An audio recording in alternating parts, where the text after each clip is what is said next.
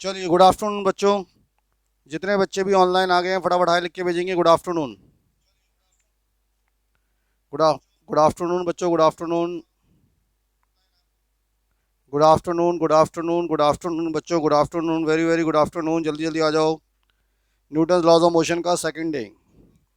सभी लोग आ गए ऑनलाइन। आज 10 मिनट थोड़ा सा कुछ कारण से, टेक्निकल इश्यूज से क्लास लेट हो गया है। लिंक लिंक नहीं मिल रहा था तो 10 मिनट क्लास लेट हो गया है। एनीवे, काम, फटाफट आ जाओ।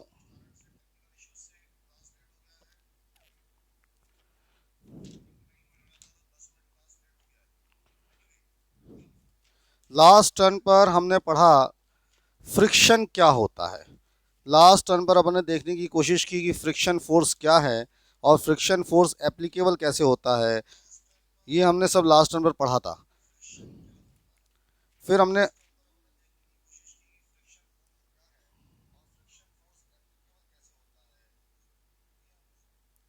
ये सारी चीज़ें अपन ने लास्ट टर्न पर कर ली थी फ्रिक्शन से रिलेटेड। अब जो दूसरी बात अपन को आज करनी है कि कितने तरह के फ्रिक्शन फोर्स होते हैं, हमें ये समझना है। How many types of friction forces are there. तो बेसिकली हमें आज लेना है टाइप्स ऑफ फ्रिक्शन फोर्स। तो हेडिंग डाल दो, टाइप्स ऑफ फ्रिक्शन फोर्स, फटाफट। टाइप्स ऑफ फ्रिक्शन फोर्स, कितने तरह के फ्रिक्शन फोर्स होते हैं, हमें उसका टाइप चाहिए। तो जस्ट पुट द हेडिंग, पहले समझना है, जितना मैं लिखाऊंगा उतना लिखना है।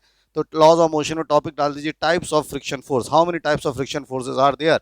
तो कितने तरह के फ्रिक्शन फोर्सेस होते हैं, ये हमें सीखना है। तो हेडिंग है अपनी टाइप्स ऑफ फ्रिक्शन फोर्स। तो फ्रिक्शन फोर्स के क्या क्या टाइप्स हैं, क्या क्या उनके टाइप्स की कैटेगरी है, ये हमें देखना है। फटाफट टाइप्स ऑफ फ्रिक्शन फोर्स, फटाफट हेडिंग डाल दीजिए फास्ट।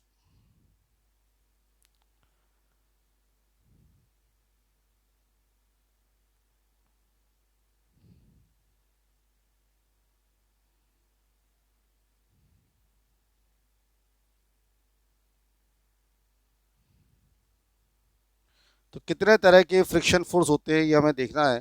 टाइप्स ऑफ फ्रिक्शन, तो जस्ट अपनी हेडिंग है आज की, types of friction. How many types of friction forces are there. तो जब हम बात करेंगे टाइप्स ऑफ फ्रिक्शन की, तो सबसे पहले हमें जो समझना होगा कि तीन तरह के फ्रिक्शन फोर्स होते हैं। पहले सुन लो।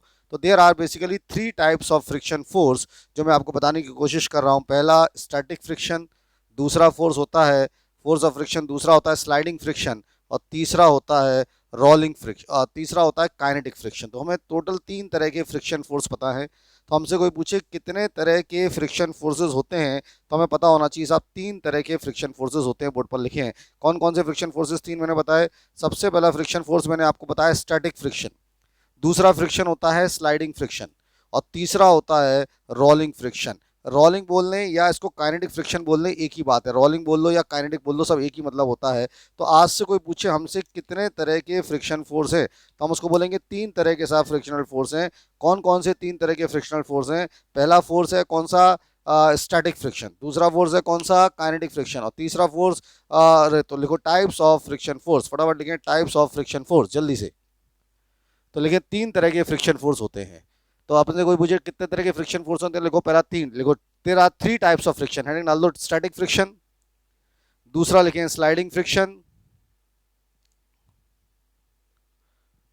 बल्कि एक काम करो, ये तीन मत लिखो, ये तीनों अभी समझा रहे हैं। बल्कि आप लिखो तीन तरह के जो फ्रिक्शन फोर्स होते हैं। अभी पहले समझ लो, आप पहले इसको समझ लो।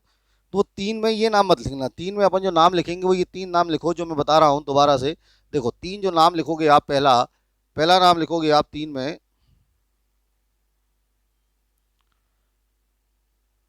Static friction, STATIC, static friction. सुनते जाओ, स्टैटिक फ्रिक्शन, पहला फ्रिक्शन फोर्स लिखो स्टैटिक फ्रिक्शन। वहां से अपन अभी उठाएंगे, पहला लिखो स्टैटिक फ्रिक्शन। दूसरा फ्रिक्शन फोर्स लिखो limiting friction, limiting friction, LIMITING, limiting friction. और तीसरा लिखो काइनेटिक, इसी का दूसरा नाम होता है डायनेमिक फ्रिक्शन। काइनेटिक और डायनेमिक फ्रिक्शन, और ये काइनेटिक और डायनेमिक दो तरह के होते हैं, ये दो तरह के होते हैं। ऐसा लिखो sliding friction force, sliding friction force, और दूसरा होता है रोलिंग फ्रिक्शन फोर्स। तो ये फ्रिक्शन फोर्स की कैटेगरी है। तो आज से कोई पूछे कितने तरह के फ्रिक्शन फोर्स होते हैं, तो अपन ने बताया साहब 3 तरह के फ्रिक्शन फोर्स होते हैं। कौन कौन से 3 बोले अपन ने?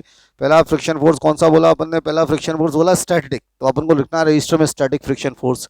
दूसरा फ्रिक्शन फोर्स कौन सा है? Limiting, limiting friction force. तीसरा फ्रिक्शन फोर्स कौन सा है? काइनेटिक या डायनेमिक, और उसमें 2 होते हैं, स्लाइडिंग और रोलिंग। काइनेटिक या डायनेमिक और उसमें 2 होते हैं, एक स्लाइडिंग बताया मैंने और एक रोलिंग बताया। तो ये बातें आपके दिमाग में फीड होनी चाहिए। तो कितने तरह के फ्रिक्शन फोर्स हो गए साहब? अगर हमसे कोई पूछेगा आज से तो हम उसको बताएंगे 3 कैटेगरी है फ्रिक्शन फोर्स की। कौन कौन सी 3 कैटेगरी है? स्टैटिक, रजिस्टर में लिख लेना, लिमिटिंग, काइनेटिक, काइनेटिक को ही बोलते हैं डायनेमिक, और इसके दो तरह के होते हैं, स्लाइडिंग और रोलिंग। अब एक एक करके पहले मैं यहीं पर समझा रहा हूं, फिर इसको मैं पिक्चर के थ्रू समझाऊंगा। स्टैटिक का मतलब होता है रेस्ट। यहां से देखो, स्टैटिक का मतलब होता है रेस्ट। समझने की कोशिश करना, जो मैं लिखा रहा हूं पहले लिखना, और जो मैं समझा रहा हूं समझना, है ना। बाकी पिक्चराइजेशन से अभी समझेंगे। कोई पूछे स्टैटिक, स्टैटिक का मतलब क्या होता है? रेस्ट। जैसे आपने देखा होगा, आपके घर के आसपास अभी नज़र मारो, जैसे अभी आप अपने रूम में नज़र मारो, जिस रूम से आप दिख रहे हैं, तो आपको एक टेबल जरूर दिख रही होगी जिस पर बैठ के आप लिख रहे होगे। दिख रही है टेबल? एक चेयर भी होगी। किसी के यहाँ चेयर, टेबल चेयर नहीं होगी तो चौकी होगी जिस पर बैठ के वो लिख रहा होगा, पढ़ने का। सोफा होगा, पलंग, कुछ होगा आपके आसपास। आप अपने आसपास देखोगे सराउंडिंग एरिया में तो कुछ ना कुछ हो। अब आप मुझे देखो जरा, वो जो टेबल है, चेयर है, या वो चौकी है, या जो बेड है, या जो सोफा है आपके घर में, क्या वो अभी चल रहे हैं? नहीं चल रहे। तो वो सब अभी एक जगह पर रखे हुए हैं। और अगर वो सब एक जगह पर रखे हुए हैं, वो सारी की सारी चीजें अगर एक जगह पर रखी हुई हैं, तो इसका मतलब वो इसीलिए रखी हैं कि वहां पर फ्रिक्शन फोर्स है। तो जब कोई बॉडी मोशन नहीं करती, जब कोई बॉडी अपनी ही जगह पर रहती है, वो चलने की कोशिश नहीं करती, उस समय जो फ्रिक्शन फोर्स होता है वो कहलाता है स्टैटिक फ्रिक्शन फोर्स। वो कहलाता है कौन सा friction force? Static friction force. अभी अपन लिख लेंगे। तो जब कोई बॉडी चलती नहीं है, जब कोई बॉडी अपनी ही जगह पर रहती है, जब कोई बॉडी से चलने की वो कोशिश नहीं करती, उस समय जो फ्रिक्शन फोर्स होता है वो होता है स्टैटिक फ्रिक्शन फोर्स। अब स्टैटिक फ्रिक्शन फोर्स डिपेंड करता है बॉडी के मास पर। जैसे मान लो आपके घर में एक चेयर है, और मान लीजिए आपके घर में एक बेड है रूम में। तो चेयर का मास कम है, बेड का मास ज़्यादा है, तो अभी जब ये रखे हैं तो चेयर पर फ्रिक्शन फोर्स कम लग रहा होगा बजाय बेड के। जैसे मान लो घर के बाहर कार रखी है और एक कोई ने ट्रक आगे खड़ा कर दिया। अब कोई पूछे वो एक ही सड़क है, अब वो ट्रक भी खड़ा है, कार भी खड़ी है, तो फ्रिक्शन फोर्स किस में ज्यादा है? जब वो खड़े हैं, जब वो चल नहीं रहे, तो अंडरस्टूड है कि ट्रक का मास ज्यादा है तो फ्रिक्शन फोर्स उसमें ज्यादा है। तो ये हो गया पहला स्टैटिक फ्रिक्शन फोर्स। अभी जो मैंने शब्दों में समझाया लिखा दूंगा। दूसरा होता है लिमिटिंग। अब लिमिटिंग क्या होता है, इसको अपन समझने की कोशिश करते हैं कि what do you mean by this word limiting friction force. देखो अपन समझने की कोशिश करते हैं थोड़ा सा कि लिमिटिंग फ्रिक्शन फोर्स नाम की जो चीज है वो क्या होती है।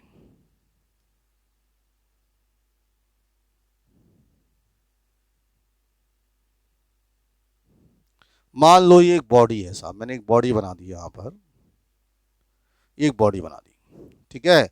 ये अपन ने एक बॉडी बना दी, ठीक। तो आपको एक बॉडी दिख रही होगी, एक क्यूबॉइड शेप की बॉडी दिख रही है। इसको अपन थोड़ा सा वाइट रंग में ले लेते तो क्लियर कट दिख जाएगी। तो now you are seeing this body, आपको एक बॉडी दिख रही है। यहाँ पर ये एक व्यक्ति है, यहाँ पर ये एक व्यक्ति है, एक पर्सन है। ये बढ़िया सा एक बच्चा है और ये लगा रहा है दम इसमें कि भैया तू चल, ऐसे फोर्स लगा रहा है, ऐसे फोर्स लगा रहा है। मेरी बात को समझने की कोशिश करना। ये बच्चा इस बड़े से ब्लॉक के ऊपर, ये 100 किलो का ब्लॉक है, इस ब्लॉक के ऊपर ये बच्चा क्या कर रहा है? फोर्स लगा रहा है। अब ये बच्चे ने जब फोर्स लगाया इस ब्लॉक के ऊपर, तो ये चला नहीं, एक्चुअल मूवमेंट नहीं आया, कोई भी एक्चुअल मूवमेंट नहीं आया।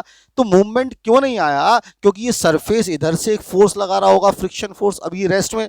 तो ये बच्चे ने फोर्स बढ़ाना शुरू कर दिया, ये बच्चा फोर्स बढ़ाता जा रहा है, बढ़ाता जा रहा है, लेकिन ये बॉडी चल नहीं रही। अब body is just at the verge of motion, मतलब ये actual motion has not started, actual में मोशन स्टार्ट नहीं हुआ, actual motion has not started, actual में मोशन शुरू नहीं हुआ, actual motion has not started. इस समय जो फ्रिक्शन फोर्स लगता है उसको कहते हैं लिमिटिंग फ्रिक्शन फोर्स। उसको कहते हैं कौन सा friction force? Limiting friction force कहते हैं। तो ये बात अब आपको समझ में आ गई होगी कि ये जो दूसरा फ्रिक्शन फोर्स है लिमिटिंग, ये क्या होता है।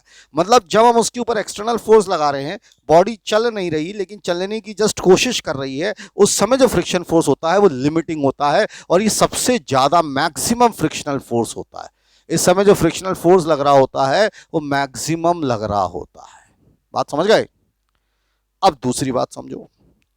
एक बॉडी चल दी, एक बॉडी चल दी, जैसे कार चल रही है, बाईसाइकिल चल रही है, या मान लो आपने क्या किया, अपने घर में जो चेयर है उसको धक्का दिया तो चेयर चलने लगी। तो जब बॉडी चलती है तब भी तो जमीन से फ्रिक्शन फोर्स लगता है। तो जब बॉडी चल रही होती है उस समय जो फ्रिक्शन फोर्स लगता है उसको कहते हैं काइनेटिक या डायनेमिक फ्रिक्शन फोर्स। बात को समझे?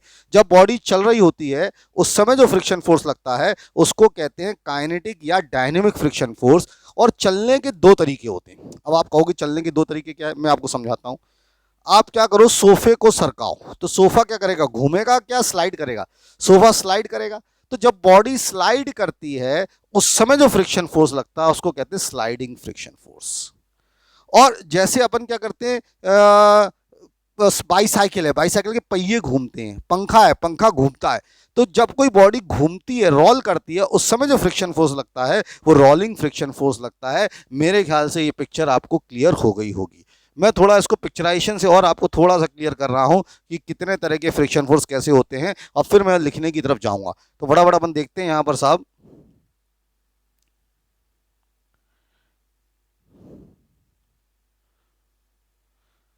ये देखो यहां पर क्या हो रहा है, ये बॉडी लगा दो दिमाग, ये बॉडी इस पर चल रही है, तो इस समय कौन सा फ्रिक्शन फोर्स है? देखो इस समय कौन सा फ्रिक्शन फोर्स है, खुद ही बताओ।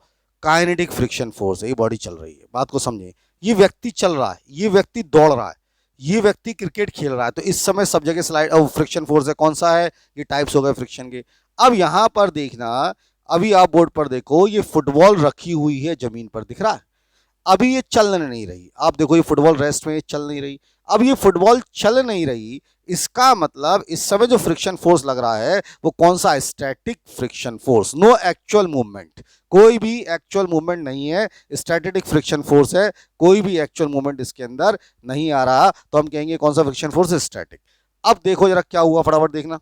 Now what is happening, check it here.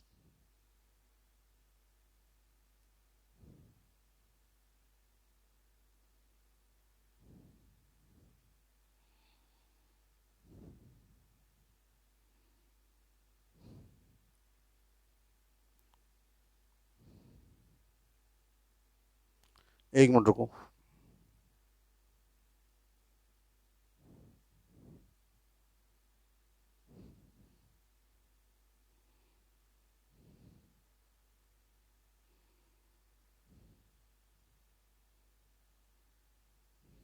अब देखो ये बॉल अभी रखी है स्टैटिक। अब क्या होने वाला है, जब ये बॉल चल देगी, ये देखो ये पुश करने की कोशिश कर रहा है, अब ये पुश नहीं हो रहा, इसका मतलब ये मैक्सिमम फ्रिक्शन फोर्स लग रहा है, तो ये कौन सा? लिमिटिंग फ्रिक्शन फोर्स होगा। कौन सा फोर्स होगा? लिमिटिंग फ्रिक्शन फोर्स होगा। तो ये सब बातें समझ में आ गई होंगी। तो ये सारी बातें अपन ने क्लियर कर ली। अब अपन फटाफट इसकी डेफिनेशन लिख लेते हैं। तो फटाफट अपन आते हैं डेफिनेशन पर, तो लिखो जल्दी से डेफिनेशन। तो लिखो टाइप्स ऑफ फ्रिक्शन फोर्स। तीन तरह के फ्रिक्शन फोर्स अपन ने लिखे थे फटाफट। अपन ने तीन तरह के फ्रिक्शन फोर्स लिखे थे।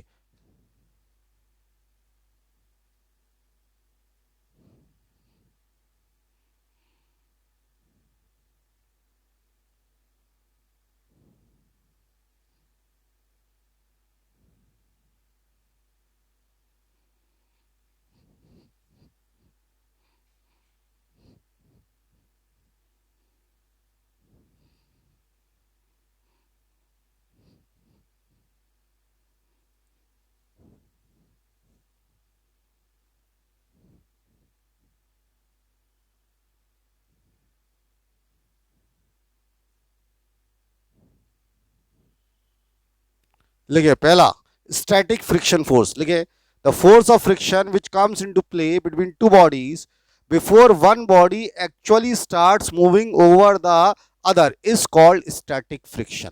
तो फटाफट अपन स्टैटिक फ्रिक्शन की डेफिनेशन लेंगे. The force which comes into picture, the force which of friction which comes into picture between two bodies when one body actually starts moving, मतलब मूव नहीं करती, तो उस समय जो फ्रिक्शन फोर्स है वो कहलाता है कौन सा friction force? Static friction force. तो नोट डाउन कर लो.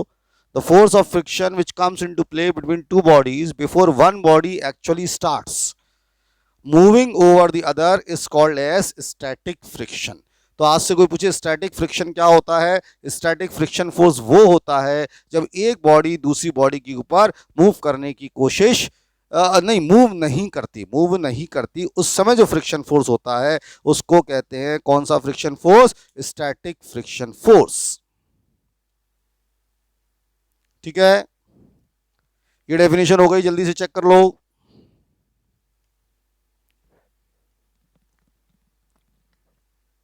लास्ट टर्न पर अपन ने जो पढ़ा था ना वो आपने 9th में भी पढ़ रखा था एनएलएम में, लेकिन आज जो अपन टाइप्स पढ़ रहे हैं फ्रिक्शन फोर्स के, ये आपने कहीं पढ़ नहीं रखे हैं, ये आपको सब अभी देखने हैं. ठीक है, तो फटाफट इनको करो जल्दी से, फास्ट.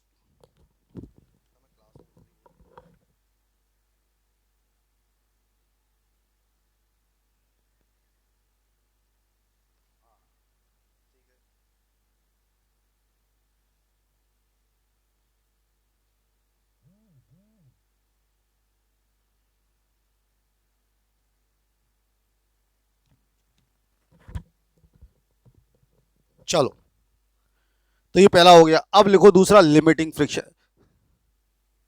यहां पर एक और बात लिख लो, अगर हम अप्लाइड फोर्स को बढ़ाएंगे तो जो स्टैटिक फ्रिक्शन है ऑल्सो बढ़ेगा. तो नोट करके लिख लो ये वाली line, as the applied friction force on the block is increased, static friction also increased.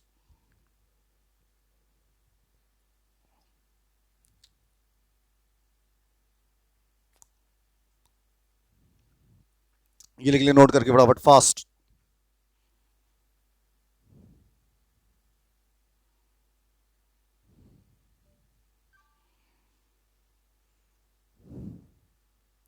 जल्दी से नोट करके लो इसको फटाफट.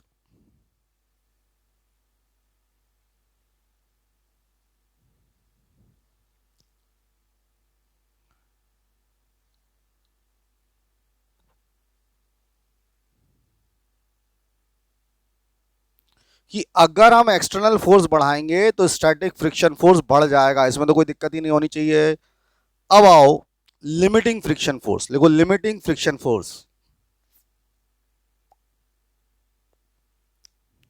देखो लिमिटिंग फ्रिक्शन फोर्स ये लिखें, the maximum force of static friction which comes into play when a body just starts moving over the surface of another body is called limiting friction force, is called limiting friction force.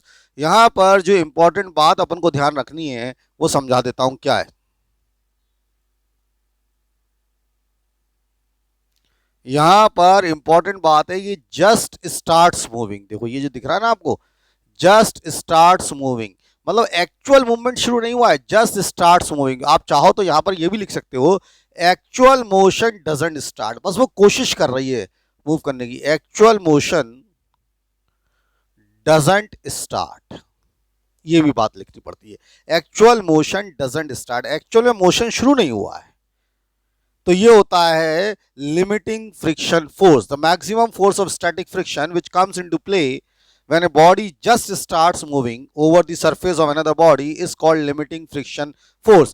limiting friction force जो है वो ज्यादा होता है, limiting friction force सबसे ज्यादा होता है. फटाफट लिख लें इसको फास्ट.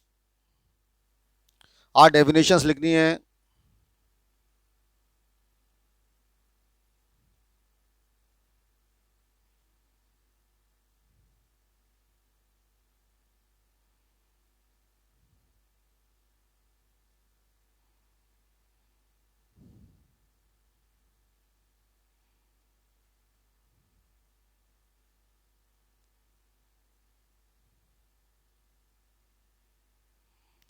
तो ये आपकी बात समझ में आ गई. तो दूसरा फ्रिक्शन फोर्स क्लियर हो गया. दूसरा मैंने कौन सा क्लियर कर दिया? Limiting friction. ये आपने लिख लिया होगा फटाफट, लिमिटिंग फ्रिक्शन. क्लियर है? अब लिखो तीसरा, डायनेमिक फ्रिक्शन और kinetic friction. The force of friction which comes into play when a body is in a state of steady motion over the surface of another body is called kinetic or dynamic friction. फटाफट. The force of friction which comes into play when a body is in a state of steady motion over the surface of another body is called kinetic or dynamic friction. इसको kinetic और dynamic friction कहते हैं. फटाफट. ये kinetic और dynamic हो गया. लिखो, the force of friction which comes into play when a body is in state of steady motion over the surface of another body is called kinetic और डायनेमिक फ्रिक्शन. तो ऐसे फ्रिक्शन फोर्स को हम लोग kinetic या dynamic friction force कहते हैं.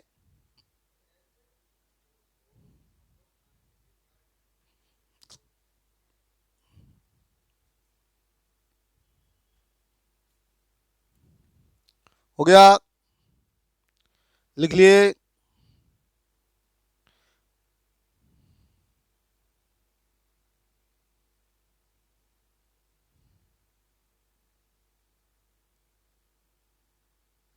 चलिए एक बार मैं आपको तीनों फ्रिक्शन, ये लिख लो पहले. The force of friction which comes into play when a body is in a state of steady motion over the surface of another body is called kinetic और डायनेमिक फ्रिक्शन. इसको हम लोग काइनेटिक या dynamic friction कहते हैं. अब यहां पर एक इंपॉर्टेंट बात है, उस इंपॉर्टेंट बात को अपन समझ लें. एक एग्जाम्पल से अपन समझ रहे हैं क्योंकि कुछ बच्चों को ये बारी बात थोड़ी सी कम समझ में आई है, इसलिए मैं इसको एक एग्जाम्पल से आपको समझाने की कोशिश कर रहा हूं. देखिए ये अपन ने जैसे ब्लॉक लिया था 100 किलो का. विशेषता बेटा बोर्ड पर ध्यान देना, आपको ये बात कम समझ में आई थी इसलिए समझा रहा हूं. अभी ये ना तो ये व्यक्ति इसको धक्का दे रहा है ना ये मूव कर रही है. ये 100 किलो का ब्लॉक जमीन पर रखा हुआ है. ये 100 किलो का ब्लॉक जो है जमीन पर रखा हुआ है. तो इस ब्लॉक पर अभी जो फ्रिक्शन फोर्स लग रहा है वो कौन सा फ्रिक्शन फोर्स लग रहा है? वो स्टैटिक लग रहा है. स्टैटिक फ्रिक्शन फोर्स लग रहा है. आप एक एक्सपेरिमेंट भी कर सकते हैं अपने रूम के अंदर. आपके रूम में अगर पलंग है तो ये एक्सपेरिमेंट अभी मैं आपको समझाता हूँ. विशेषता बोर्ड पर ध्यान देना जल्दी से, क्योंकि आपको ये बात समझ में नहीं आई, आपने रिक्वेस्ट की है कि इसको दोबारा समझा दें. और बाकी ऐसे बच्चे जो रिक्वेस्ट नहीं कर पाए, समझ में नहीं आई, वो समझने की कोशिश करिएगा. जैसे घर में पलंग रखा है आपके, अभी आप देखो आपके आसपास पलंग होगा, सोफा होगा या कुछ होगा, जो भी चीज़ है तो वो रखी है. तो इस समय वो इसलिए रखी है जमीन पर क्योंकि उसके अंदर स्टैटिक फ्रिक्शन फोर्स लग रहा है, ऐसा हमारा मान. अब आप क्या करो, उस पलंग को धीरे से धक्का दो, देते जाओ धक्का. तो अब आप जब उसको धक्का देंगे और फोर्स लगाओ और फोर्स लगाओ, इतना फोर्स लगाओ कि बस वो कोशिश करे मूव करने की लेकिन मूव ना कर पाए. इतना फोर्स लगाए कि हम वो कोशिश करें मूव करने की और मूव ना कर पाए. हम धक्का कर दे रहे हैं सोफे को, पलंग को, इतना फोर्स लगा रहे हैं कि वो हम फोर्स लगा रहे हैं, वो मूव नहीं कर पा रहा लेकिन कोशिश कर रहा है मूव करने की. उस समय जो फ्रिक्शन फोर्स होगा वो होगा बच्चे लिमिटिंग फ्रिक्शन फोर्स. अब समझ में आ रहा होगा? मतलब जब हम उस पर एक्सटर्नल फोर्स लगा रहे और वो कोशिश कर रहा है मूव करने की, और मैं तो कह रहा हूं जरा सा मूव करने की कोशिश कर रहा लेकिन कर नहीं पा रहा, उस समय फोर्स होता है लिमिटिंग. और तीसरा काम, आप एक काम करो, अब फोर्स बढ़ा दो. अगर आपसे नहीं लग रहा तो एक आध और बुला लो, धक्का दो और वो मूव करने लगे. अब जब वो मूव कर रहा है तब भी फ्रिक्शन फोर्स लगेगा. उस समय जो फ्रिक्शन फोर्स होता है वो होता है काइनेटिक फ्रिक्शन फोर्स. अब आपको ये तीनों समझ में आ गए होंगे, static friction force, limiting friction force और काइनेटिक फ्रिक्शन फोर्स. तो मुझे लग रहा है ये सब बातें आपकी क्लियर हो गई होंगी, कहीं भी कोई दिक्कत नहीं होनी चाहिए. क्लियर? बात समझ में आती है? तो हमने ये पढ़ लिया काइनेटिक डायनेमिक फ्रिक्शन फोर्स. अब इसके बाद लिखो पैराग्राफ चेंज करके, dynamic friction force is of two types. देखो dynamic friction force is of two types. फटाफट लिखें, डायनेमिक फ्रिक्शन फोर्स जो है वो दो तरह का होता है. जल्दी लिखो, dynamic friction force is of two types. पहला लिखो स्लाइडिंग फ्रिक्शन. ये डायनेमिक फ्रिक्शन फोर्स दो तरह का होता है. पहला लिखो स्लाइडिंग. स्लाइडिंग का मतलब जानते हो क्या होता है? एक बॉडी को, जैसे आप पलंग को धक्का दे रहे होगे अभी, तो जब आप पलंग को धक्का दे रहे होगे तो पलंग क्या करेगा, स्लाइड करेगा, मतलब वो उस सरफेस पर स्लाइड करने की कोशिश करेगा, वो कहलाएगा स्लाइडिंग। तो लिखो sliding friction force, the force of friction that comes into play when one body slides over the surface of another body is called sliding friction force. When a wooden block is pulled or pushed over a horizontal surface, sliding friction force comes into picture. तो लिखो फटाफट sliding friction force.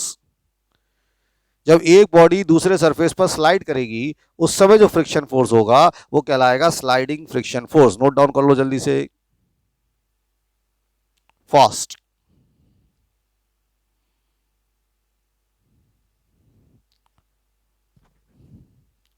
The force of friction that comes into play when a body slides over the surface of another body is called sliding friction. Example, when a wooden block is pulled or pushed over a horizontal surface, sliding friction comes into play. Sliding friction comes into play.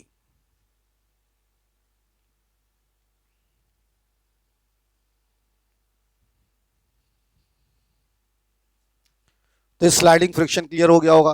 तो kinetic के दो types हो गए, पहला sliding और दूसरा rolling. तो मैंने अभी स्लाइडिंग की बताई कि जब एक बॉडी दूसरी बॉडी पर स्लाइड करती है तो उस समय स्लाइडिंग फ्रिक्शन फोर्स होते हैं। ठीक है, क्लियर है, लिख लिया। अब लिखो रोलिंग फ्रिक्शन, लिखो rolling. The force of friction that comes into play when a body rolls over the surface of another body is called rolling friction. When a wheel rolls over a road, rolling friction comes into play. फटाफट लिखें, rolling friction force.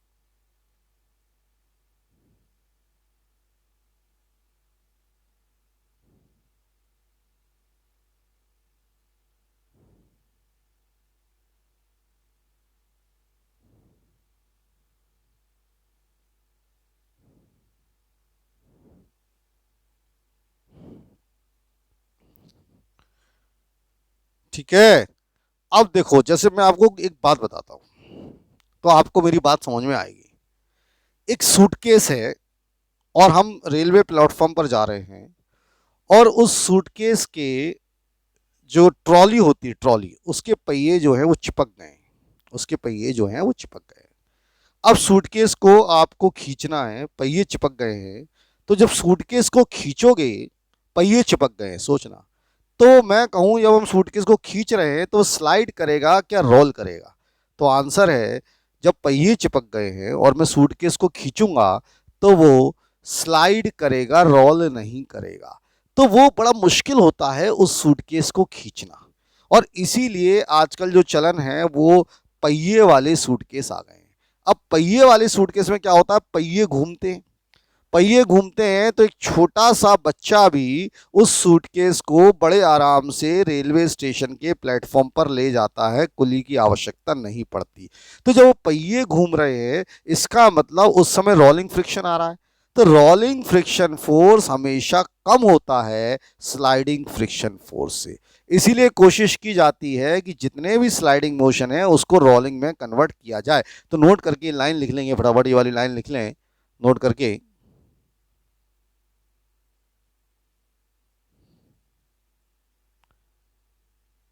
Rolling friction force is smaller than sliding friction force. इस line को note कर लें फटाफट कि rolling friction force जो होता है वो कम होता है स्लाइडिंग फ्रिक्शन फोर्स से। तो just note this line, rolling friction is smaller than sliding friction. इस लाइन को नोट कर लें कि रोलिंग फ्रिक्शन जो है वो कम होता है स्लाइडिंग फ्रिक्शन से। तो इसको नोट कर लें फटाफट कि रोलिंग फ्रिक्शन जो है वो कम होता है किससे, स्लाइडिंग फ्रिक्शन से। तो नोट करके लिख लो, rolling friction is always less than sliding friction.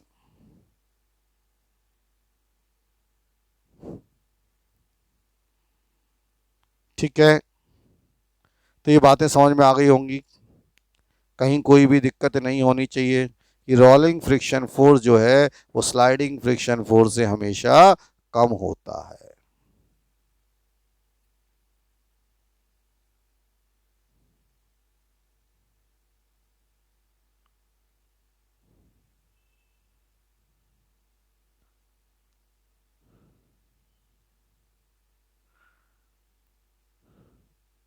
तो मुझे लग रहा है ये बातें क्लियर हो गई होंगी, कहीं कोई इसमें दिक्कत नहीं होनी चाहिए कि रोलिंग फ्रिक्शन फोर्स हमेशा कम होता है।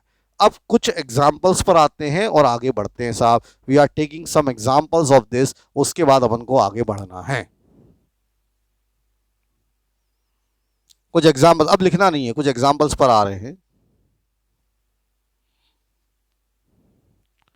कुछ एग्जाम्पल्स पर हम आते हैं, फटाफट देखते हैं।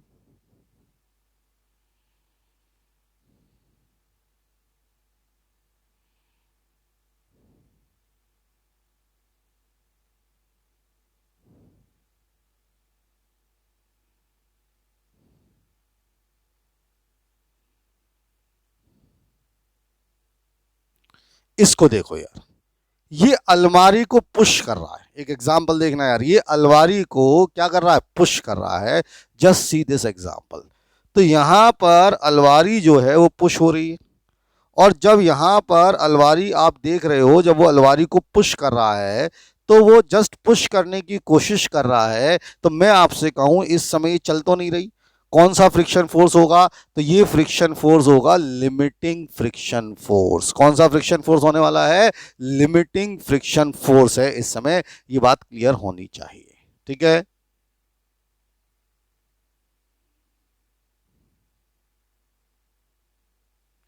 चलो इस ऑब्जेक्टिव क्वेश्चन का आंसर दो। The maximum value of static friction is called as, फटाफट बताओ आंसर, भेजो answer A B C D, देखें क्या सीखे हो। Maximum value of static friction, जो मैक्सिमम वैल्यू होती है स्टैटिक फ्रिक्शन की, उसका आंसर क्या होता है, A B C D. Dynamic friction, limiting friction, rolling friction, none of these.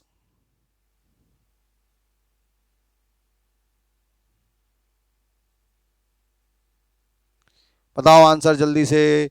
तो मैक्सिमम स्टैटिक फ्रिक्शन फोर्स, सबने राइट लगा दिया, देखो सीख गए। लिमिटिंग फ्रिक्शन फोर्स, सब बच्चे सही बोल रहे हैं, आंसर चेक कर लेते हैं, देखो राइट लग गया। तो इसका आंसर क्या है, लिमिटिंग फ्रिक्शन फोर्स होता है, ऐसा आपने देख लिया। वेरी गुड बेटा, बॉम्बे तो लिमिटिंग फ्रिक्शन फोर्स होगा, बिल्कुल सही बात है। नेक्स्ट क्वेश्चन ले लेते हैं, चलो नेक्स्ट क्वेश्चन। अभी कोफिशिएंट अभी ये आया नहीं है, ये भी मैंने पढ़ा नहीं है कोफिशिएंट। डायनेमिक और काइनेटिक फ्रिक्शन, अब बोर्ड पर देखना जरा, ये आपको ये समझा रहे हैं बस। अब जरा देखो, अब जरा जल्दी से देखना, ये व्यक्ति क्या कर रहा है, स्केटिंग कर रहा है।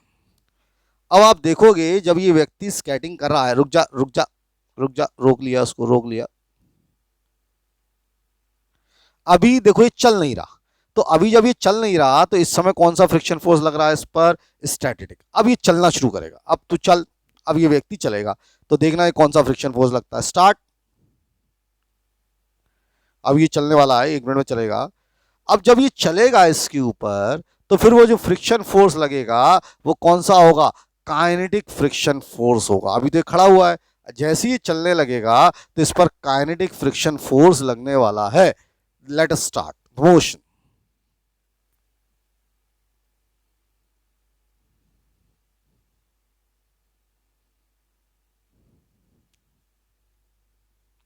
ना यू जस्ट सी, अब ये चलने वाला है, देखो ये चला, तो अब लग रहा है स्लाइडिंग फ्रिक्शन। अब कौन सा फोर्स लग रहा है इस पर, स्लाइडिंग फ्रिक्शन फोर्स लग रहा है।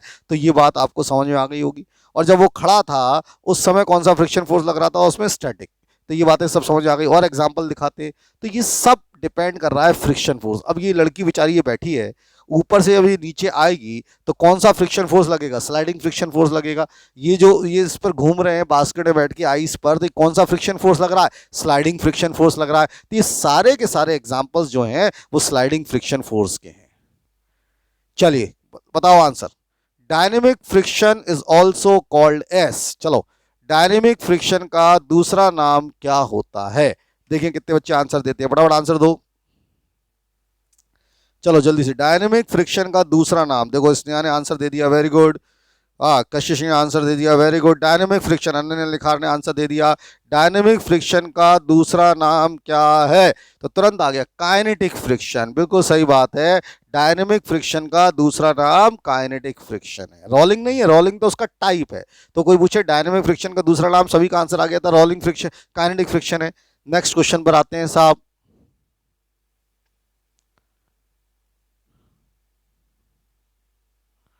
द रेजिस्टेंस, रेजिस्टेंस मतलब वही force, stop encountered by sliding body on a surface is called static friction, rolling friction, sliding friction और नन ऑफ दीस। बताओ जरा जल्दी से क्या होगा, फटाफट बताओ इसका आंसर क्या होने वाला है। ये क्वेश्चन है कि ये resistance encountered by sliding body on a surface is called static friction, rolling friction, sliding friction. बोलो आंसर क्या भेजोगे, ए बी सी डी, फटाफट बताओ क्या आएगा आंसर, जल्दी आ रहा है? वेरी गुड, क्या आ रहा है? पलक जैन क्या लिख रही है, फ्रिक्शन। ये क्या लिख रही है यार, जल्दी से भेजो इसका। Resistance encountered by sliding body, जब कोई स्लाइड कर रही है बॉडी, उस समय जो फोर्स लग रहा है, उस फोर्स को कौन सा फोर्स कहते हैं? Static friction, rolling friction, sliding friction, none of these. Sliding friction होगा, बिल्कुल सही बात है। सभी बच्चे सही आंसर दे रहे हैं, आरू आरू सबने सही आंसर दे दिया है, वेरी गुड बेटा। स्लाइडिंग, देखो राइट लगा दिया अपन ने, कौन सा फोर्स है? स्लाइडिंग फ्रिक्शन फोर्स है। तो ये बात भी आपके दिमाग में क्लियर हो गई होगी। नेक्स्ट क्वेश्चन पर आते हैं, difference between static and kinetic. अभी जो बताए थे ना, ये तो सब हो ही गया था, इसको छोड़ो, अभी दूसरी चीजों पर आते हैं। चलो, kinetic friction is always opposite to the velocity, it is opposite to the applied force, और it is equal to the applied force, और नन ऑफ दीज। किस पर लगाओगे? काइनेटिक फ्रिक्शन फोर्स जो होता है, इसमें से कौन सा आंसर सही है? लगाओ दिमाग जरा, काइनेटिक फ्रिक्शन फोर्स क्या है, करो जरा, देखें क्या आंसर आएगा।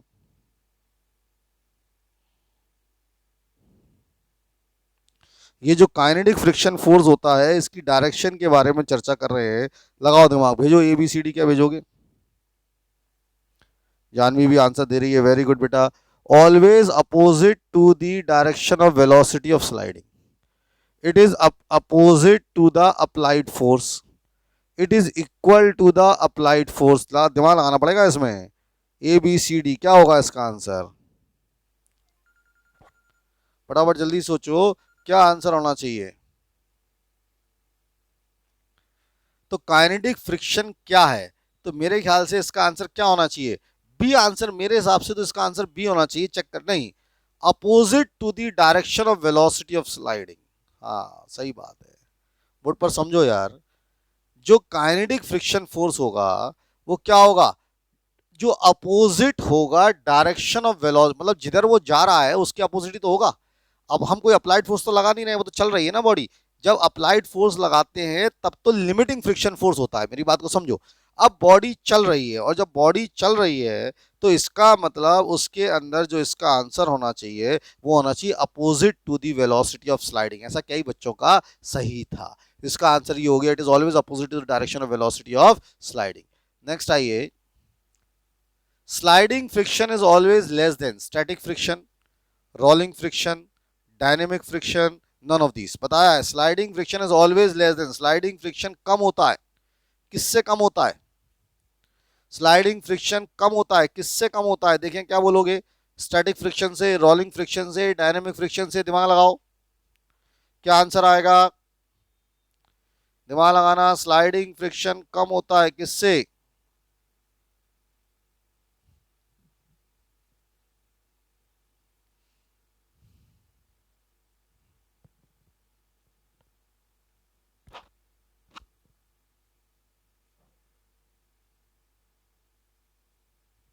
फटाफट,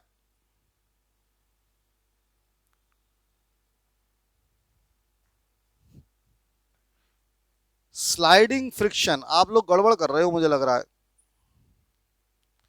पलक जैन बेटा, तू तो ढंग से सुन ही नहीं रही।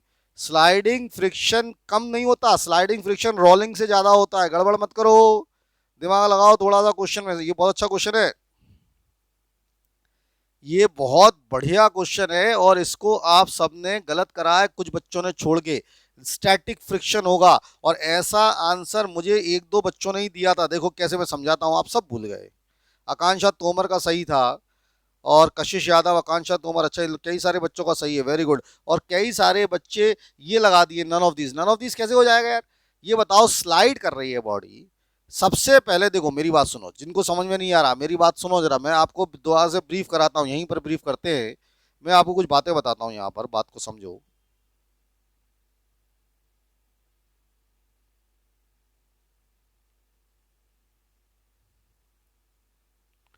देखिए, मैं आपको यहाँ पर कुछ बातें समझाने की कोशिश कर रहा हूँ, ध्यान से सुनना। सबसे पहला फोर्स होता है स्टैटिक, जब बॉडी चलती नहीं है। दूसरे नंबर का फोर्स होता है लिमिटिंग, मतलब जब बॉडी चलने की कोशिश करती है, लिमिटिंग फ्रिक्शन फोर्स। तीसरे नंबर का फोर्स होता है काइनेटिक। और काइनेटिक के दो प्रकार होते हैं, वन और टू। काइनेटिक का पहला होता है स्लाइडिंग, और काइनेटिक का दूसरा होता है रोलिंग। ये बात तो सबको समझ में आ गई होगी। अब जब काइनेटिक के दो होते हैं, जब काइनेटिक के दो होते हैं तो रोलिंग कम होता है। रोलिंग हमेशा कम होता है किससे? स्लाइडिंग से। ये बात तो सही है यार, रोलिंग हमेशा कम होता है स्लाइडिंग से। यहां पर पूछा था, यहां पर आपसे पूछा था स्लाइडिंग के बारे में, तो स्लाइडिंग फ्रिक्शन फोर्स कम है रोलिंग से, तो ये तो गलत हो गया, स्लाइडिंग फ्रिक्शन फोर्स ज्यादा होता है। अब ये जो स्टैटिक होता है शुरू में, और जो काइनेटिक होता है, जैसे जब बॉडी रखी है और जब बॉडी चल रही है, तो जब बॉडी चल रही होती है तो उस समय जो चलने में जो फ्रिक्शन फोर्स होता है वो कम होता है जब बॉडी रुकी हुई होती है।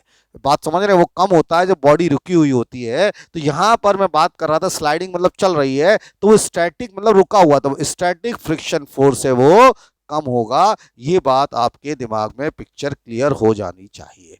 तो this thing must be clear to you, तो ये बात आपको समझ में आनी चाहिए। Anyway this must be clear to you. Next पर आते हैं साहब, रोलिंग फ्रिक्शन। अब ये रोलिंग समझाते हैं। तो रोलिंग फ्रिक्शन में क्या होता है? जब बॉडी रोल करती है, इट इज और on the surface of another body.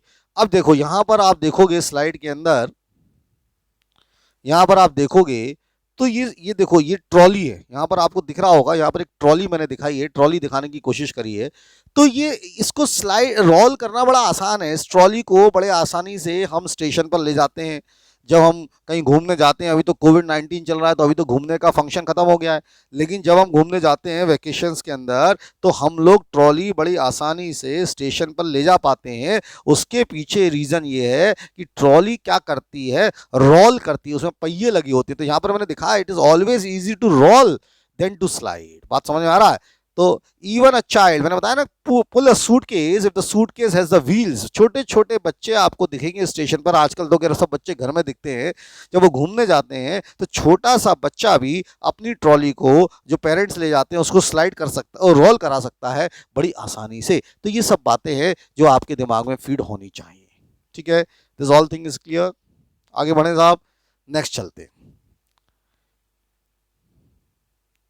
और it is convenient to pull in luggage on rollers than to carry it. और इसीलिए हम क्या करते हैं, बड़े आसानी से ले जा सकते हैं लगेज को। तो ये सब बातें तो हो ही चुकी हैं, you will know all this things, rollers. चलो, ये आपने देखा होगा, मॉल चले जाए आप, बिग बाजार वगैरह जाते हैं तो इस तरह की ट्रॉली होती है।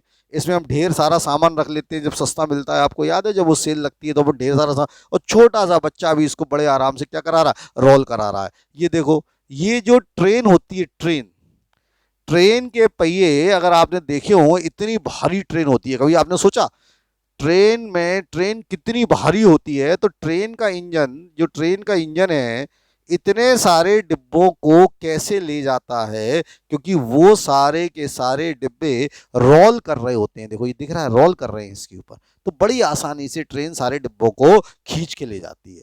यहां पर हमने ट्रॉली का एक एग्जाम्पल आपको दिया ही, ये पंखा। ये आपको जो पंखा चलता हुआ दिख रहा है ये रोलिंग मोशन है। ये पंखा जो चल रहा है ये कौन सा मोशन है? रोलिंग मोशन है। ये बाईसाइकिल जब हम चला रहे होते हैं बिना ब्रेक लगाए तो रोलिंग मोशन होता है। तो ये सारे जो एग्जाम्पल्स थे, ये सारे के सारे जो एग्जाम्पल्स हैं ये रोलिंग मोशन के एग्जाम्पल्स हैं। ये सारे आपने एग्जाम्पल्स रोलिंग के देखे। जल्दी करो क्योंकि न्यूमेरिकल सेक्शन पर आना है। ये सब समझ तो गए अपन रोलिंग फ्रिक्शन फोर्स होता है ये कम होता है। अब सवाल है कि ज़्यादातर बॉल बियरिंग्स क्या करती है? बॉल बियरिंग्स भी वही काम करती है, मैंने बताया था पिछले बटन पर कि स्लाइडिंग को रोल में कन्वर्ट करती है बॉल बियरिंग्स। ठीक है, तो ये सब मशीन्स में आजकल लग रही हैं, बॉल बियरिंग्स लग रही हैं। तो ये सब बातें क्लियर हो गई होंगी। तो ये सब बातें क्लियर हो गई होंगी, समझ में आ गया होगा, कहीं कोई दिक्कत नहीं होनी चाहिए।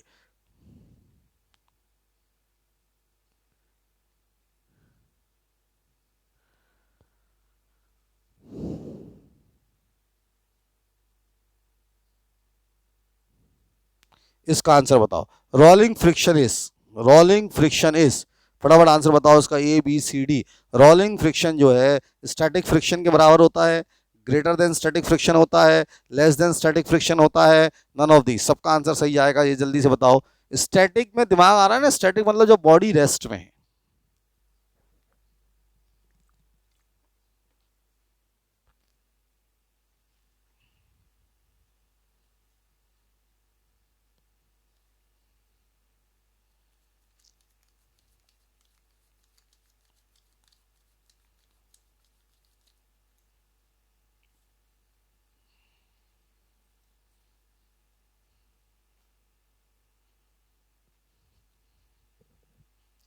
तो सभी का आंसर आ गया होगा। इसका आंसर ऑलमोस्ट सभी बच्चों ने दे दिया। Yes,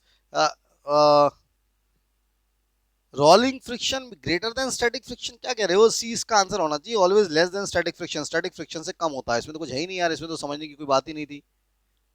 rollers increases friction, add friction, reduce friction, none of these. बताओ रोलर्स क्या करते हैं? जो रोलर्स होते हैं वो क्या करते हैं? चलो रोलर्स का काम क्या होता है जल्दी बताओ, रोलर्स क्या करते हैं? What does the rollers do? सभी बच्चे आंसर बिल्कुल सही दे रहे हैं। सबसे अच्छी बात है सभी बच्चे ABCD बिल्कुल सही दे रहे हैं। आरू बेटा तूने पिछली बार शायद देखने क्या गड़बड़ कर ली थी, बाकी तो सब बच्चे करीब करीब आंसर सही दे ही रहे हैं। बी, फिर से आरू ने बी लिख दिया। अच्छा, बिफोर क्वेश्चन इज बी है। इसमें क्या होगा? हाँ, रिड्यूस फ्रिक्शन। तो रोलर्स क्या करते हैं? रिड्यूस करते हैं फ्रिक्शन, सभी बच्चों को पता है। Rollers reduce the friction. ये सब हो गया साहब, रोलर्स रिड्यूस करते हैं फ्रिक्शन को। अब हम अपनी दूसरी बातों पर आएंगे। अब हमें इसकी स्लाइड्स की ज़रूरत नहीं होगी क्योंकि न्यूमेरिकल सेक्शन है। अब हमें पढ़ना पड़ेगा, लिखना पड़ेगा। तो फटाफट अब अपन अपनी हेडिंग डालेंगे साहब और लिखना शुरू करेंगे। अब लिखो। तो ये सब बातें हो गई, ढेर सारी हमने बातें कर ली, टाइप्स पढ़ लिया। लिखो फटाफट, graph between static friction, limiting friction and kinetic friction. Graph between static friction, limiting friction and kinetic friction. Graph चाहिए स्टैटिक फ्रिक्शन, लिमिटिंग फ्रिक्शन और काइनेटिक फ्रिक्शन में। तो just put the heading graph between static friction, limiting friction and kinetic friction. Heading डाल दो graph between static friction, limiting friction and kinetic friction. Static, limiting और kinetic, इन तीनों में हमें graph चाहिए। तो what is the graph between static friction, limiting friction and kinetic friction? Board पर देखेंगे और समझने की इसको जरा कोशिश करेंगे। ये ग्राफ होता है, बोर्ड पर देखते चलना, ध्यान से समझने की कोशिश करना है। What is this graph? अब मैं इस ग्राफ को आपको समझाने की कोशिश करता हूं। देखिएगा, ये जो ग्राफ है ये फ्रिक्शन फोर्स है। इधर आप देखो, इधर फ्रिक्शन फोर्स है, दिख रहा है? इधर अप्लाइड फोर्स है, इधर अप्लाइड फोर्स है, दिख रहा होगा। अब आप देखो शुरू में ये लाइन जो आ रही है ये स्टैटिक फ्रिक्शन फोर्स की है। तो स्टैटिक फ्रिक्शन फोर्स बढ़ता जाता है एक्सटर्नल फोर्स के साथ। मैंने कहा था ना, जैसे जैसे आप एक्सटर्नल फोर्स लगाओगे तो वो एक्सटर्नल फोर्स बढ़ाओगे तो जो बॉडी चल नहीं रही तो स्टैटिक फ्रिक्शन फोर्स बढ़ जाएगा। अब यहाँ पर आप देखोगे ये वाला जो पॉइंट आपको दिख रहा होगा, ये वाला जो पॉइंट आप देखोगे तो यहाँ पर फ्रिक्शन फोर्स है तो ये सबसे ज़्यादा है। देखो ये फ्रिक्शन फोर्स यहाँ पर, ये जो लाल बना देता हूँ लाल लाइन, ये फ्रिक्शन फोर्स सबसे ज्यादा है। तो जब ये फ्रिक्शन फोर्स सबसे ज्यादा है, ये जो फ्रिक्शन फोर्स आपको दिख रहा है सबसे ज्यादा, ये लिमिटिंग फ्रिक्शन फोर्स होता है। कौन सा फ्रिक्शन फोर्स होता है? लिमिटिंग, जो मैंने बताया था ना दूसरे नंबर का, लिमिटिंग फ्रिक्शन फोर्स होता है। मतलब यहां पर बॉडी अभी चल नहीं रही, यहां पर बॉडी अभी चल नहीं रही है। अब अपन ने क्या किया, और थोड़ा सा फोर्स लगाया, बॉडी चलने लगी। तो आप देखो ये जो चल रहा है, ये काइनेटिक फ्रिक्शन फोर्स है। और आप जरा दिमाग लगाओ तो ये लाइन स्ट्रेट जा रही है। लाइन स्ट्रेट का मतलब हो गया फ्रिक्शन फोर्स यहां पर कांस्टेंट है। फ्रिक्शन फोर्स कैसा है? कांस्टेंट है। यहां पर फ्रिक्शन फोर्स कैसा हो गया? कांस्टेंट हो जाता है एक लिमिट के बाद। तो ये ग्राफ आता है, और यहां से ग्राफ से आप क्लियर कट देख सकते हो कि ये फ्रिक्शन फोर्स पहले बढ़ रहा था, ये फ्रिक्शन फोर्स बढ़ रहा था, फिर यहां पर सबसे ज्यादा हो गया, ये लिमिटिंग हो गया, तो ये स्टैटिक वाला हिस्सा हो गया, ये लिमिटिंग, और फिर ये एकदम से कम हो गया, कांस्टेंट हो गया। कांस्टेंट फ्रिक्शन फोर्स कहलाता है काइनेटिक फ्रिक्शन फोर्स। तो मैंने कहा था ग्राफ बिटवीन, आपसे मैंने बात करी थी ग्राफ बिटवीन, लिखो graph between static friction force, limiting friction force and kinetic friction force. बल्कि ये लिमिटिंग फ्रिक्शन फोर्स यहां लिख लो, ये जो है ना, ये लिमिटिंग फ्रिक्शन फोर्स है, लिमिटिंग ये फ्रिक्शन फोर्स। फटाफट बना लो ग्राफ, ग्राफ बिटवीन, जल्दी से ग्राफ बना लें।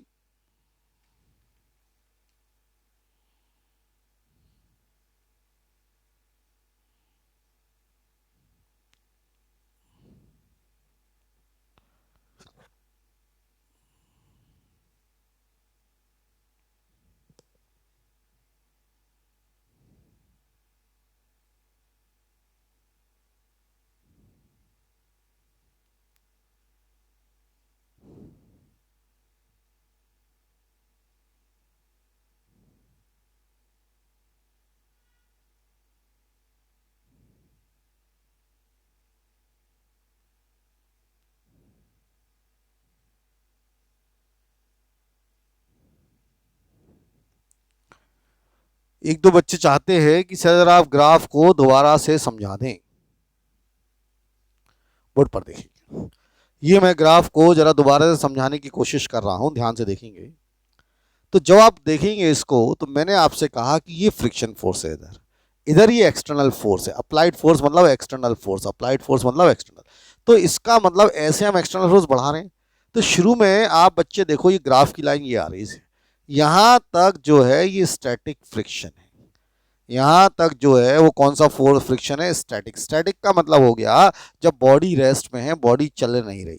ये जो ऊपर वाला पॉइंट है बेटा मोहित, ये जो ऊपर वाला पॉइंट है, यहां पर आप देखो तो ये इधर फ्रिक्शन फोर्स सबसे ज्यादा है। ये फ्रिक्शन फोर्स कहलाता है लिमिटिंग फ्रिक्शन फोर्स। कौन सा फ्रिक्शन फोर्स कहलाता है? Limiting friction force. अब यहां पर बॉडी कोशिश कर रही है चलने की, और इसके बाद आप देखो ये नीचे चला गया, तो ये फ्रिक्शन फोर्स कम हो गया। तो ये जो फ्रिक्शन फोर्स है जो कांस्टेंट हो गया, ये कहलाता है काइनेटिक फ्रिक्शन फोर्स। अब मुझे नहीं लगता बेटा इसके अंदर और भी कुछ बहुत ज्यादा समझने की जरूरत होगी।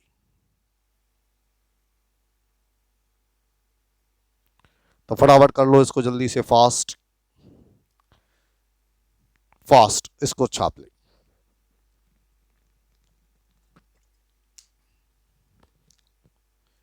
तो ये क्लियर हो जाएगा। तो यहां से आपको ये सारे फ्रिक्शन फोर्स क्लियर हो गए होंगे, ये सब बातें आपको समझ में आ गई होंगी। अब लिखो आप laws of limiting friction. Laws of limiting friction, ये जो फ्रिक्शन फोर्स हैं इसके कुछ लॉज होते हैं। Laws of limiting friction, LAWS, laws of limiting friction. दो तरह के फ्रिक्शन फोर्स बताए, एक मैंने बताया आपको कौन सा friction force, limiting friction force, और एक काइनेटिक। तो अपन लिख रहे हैं laws of limiting friction force, जल्दी से हेडिंग डाल दें, laws of limiting friction force, LAWS। तो we are talking of laws of limiting friction force. पहला पहला लॉ है, तो ऐसा लिखो, तुम ऐसा लिखो, ऐसा लिखो laws of limiting friction force. इसके अंदर लिखो फ्रॉम द एक्सपेरिमेंटल स्टडीज, ऐसा लिखो from the experimental studies, from the experimental studies, ऐसा लिखिए from the experimental studies, limiting friction force, जो लिमिटिंग फ्रिक्शन फोर्स होता है, ये न्यूमेरिकल सेक्शन है.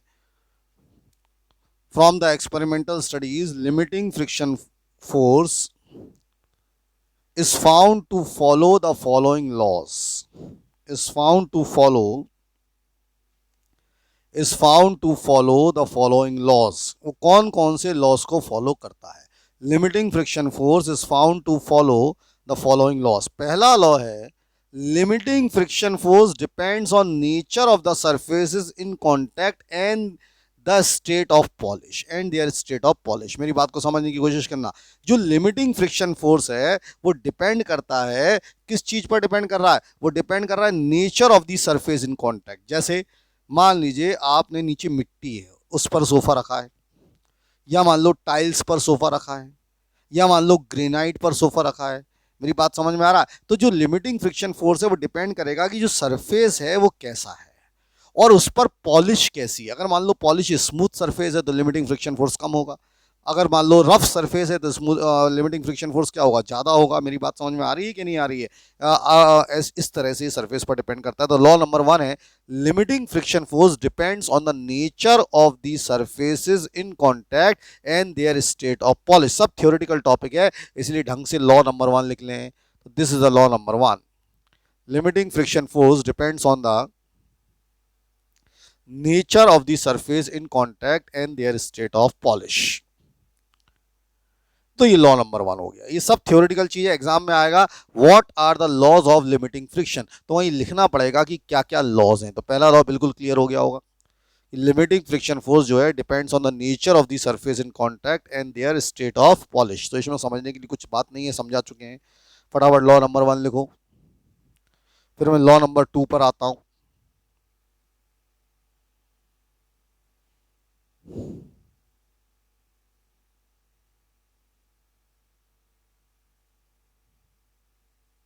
लॉ नंबर 2 समझे.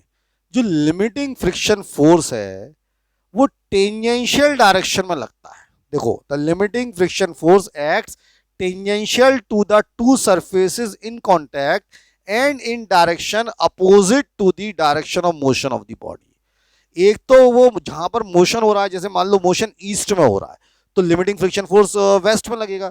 मोशन अपवर्ड्स हो रहा है तो फ्रिक्शन फोर्स डाउनवर्ड्स लगेगा. और लेकिन वो अपवर्ड डाउनवर्ड तो ठीक है, लगेगा कैसे? टेंजेंशियल डायरेक्शन में और अपोजिट. तो ये इंपॉर्टेंट बात है. लिमिटिंग फ्रिक्शन फोर्स कैसा लगता है? Acts tangential to the two surfaces in contact and in direction opposite to the direction of motion of the body. तो ये लॉ नंबर 2 हो गया.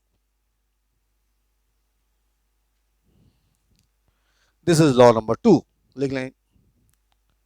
Limiting friction force acts tangential to the two surface in contact and in a direction opposite to the direction of motion of the body. ये law number 2 हो गया.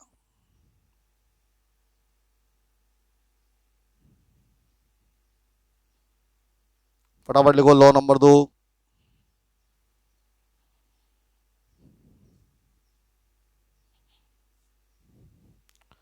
अब आइए law number 3. इसके ऊपर तो एग्जाम में क्वेश्चन भी आया है. लॉ नंबर 3, बात को समझे. जो वैल्यू होती है फ्रिक्शन फोर्स की, लिमिटिंग फ्रिक्शन फोर्स की, वो इंडिपेंडेंट होती है area of the surface in contact so long as the normal reaction remain same. Normal reaction remain same मतलब जो नॉर्मल रिएक्शन आपको पढ़ा था ना, ऊपर जो की तरफ जो फोर्स लगता है, तो जो लिमिटिंग फ्रिक्शन फोर्स की वैल्यू है वो इंडिपेंडेंट होती है area of surface in contact. इसको मैं जरा दूसरे तरीके से आपको समझाना चाहता हूं. मैं काम करता हूं, इसको यहीं पर थोड़ा सा समझाने की आपको दूसरे तरीके से कोशिश करता हूं. बोर्ड पर देखिएगा. मान लो हमारे पास एक ये बाईसाइकिल का पहिया है. दिख रहा है हरे रंग से? बाईसाइकिल का पहिया दिख रहा है, आप सबको दिख रहा होगा. बाईसाइकिल का पहिया है. और ऐसे ये कोई दूसरी कंपनी की बाईसाइकिल है, उसका पहिया है. ये दो कंपनी हो गई साहब. ये मान लो हीरो कंपनी है, ये हीरो कंपनी का बाईसाइकिल का पहिया हीरो. और ये मान लो एटलस कंपनी की बाईसाइकिल का पहिया है, ATLAS. दोनों के पहियों का वजन 2-2 किलो है. इस पहिए का भी वजन 2 किलो है, इस पहिए का भी वजन 2 किलो है। समझने की कोशिश करना, इसका भी वजन 2 किलो है, इसका भी वजन 2 किलो। इमेजिन करना, वजन मैंने इसलिए बता दिया कि दोनों का नॉर्मल रिएक्शन सेम होगा। नॉर्मल रिएक्शन ऊपर लगेगा, नीचे एमजी लगेगा, तो R is equal to m g, दोनों का नॉर्मल रिएक्शन सेम है क्योंकि मास सेम है। अब जो हीरो की कंपनी है, इसने यहां पर ब्रेक लगाया एक चीज का इतना बड़ा, ये हीरो की कंपनी ने ब्रेक लगा दिया और ये ब्रेक का साइज है 5 सेंटीमीटर। 5 सेंटीमीटर ये ब्रेक का साइज है और इसका मटेरियल जो भी है वही मटेरियल एटलस वाले ने यूज किया, लेकिन एटलस वाले ने ब्रेक लगा दिया इतना बड़ा, ये लगा दिया इसने 25 सेंटीमीटर का ब्रेक। मटेरियल वही है, मटेरियल वही है, ये एग्जाम में क्वेश्चन आया था। तो अब आप मुझे बताओ कि कौन सा ब्रेक ज्यादा काम करेगा, ये 5 सेंटीमीटर वाला या ये 25 सेंटीमीटर वाला? मतलब हीरो का ब्रेक ज्यादा इफेक्टिव होगा या एटलस का ब्रेक ज्यादा इफेक्टिव होगा? व्हाट्सएप ग्रुप में आंसर दीजिए जल्दी से। आप अपना दिमाग लगा के व्हाट्सएप ग्रुप में आंसर दो कि हीरो वाली कंपनी का ब्रेक ज्यादा इफेक्टिव है क्या एटलस वाली कंपनी का ब्रेक ज्यादा इफेक्टिव है?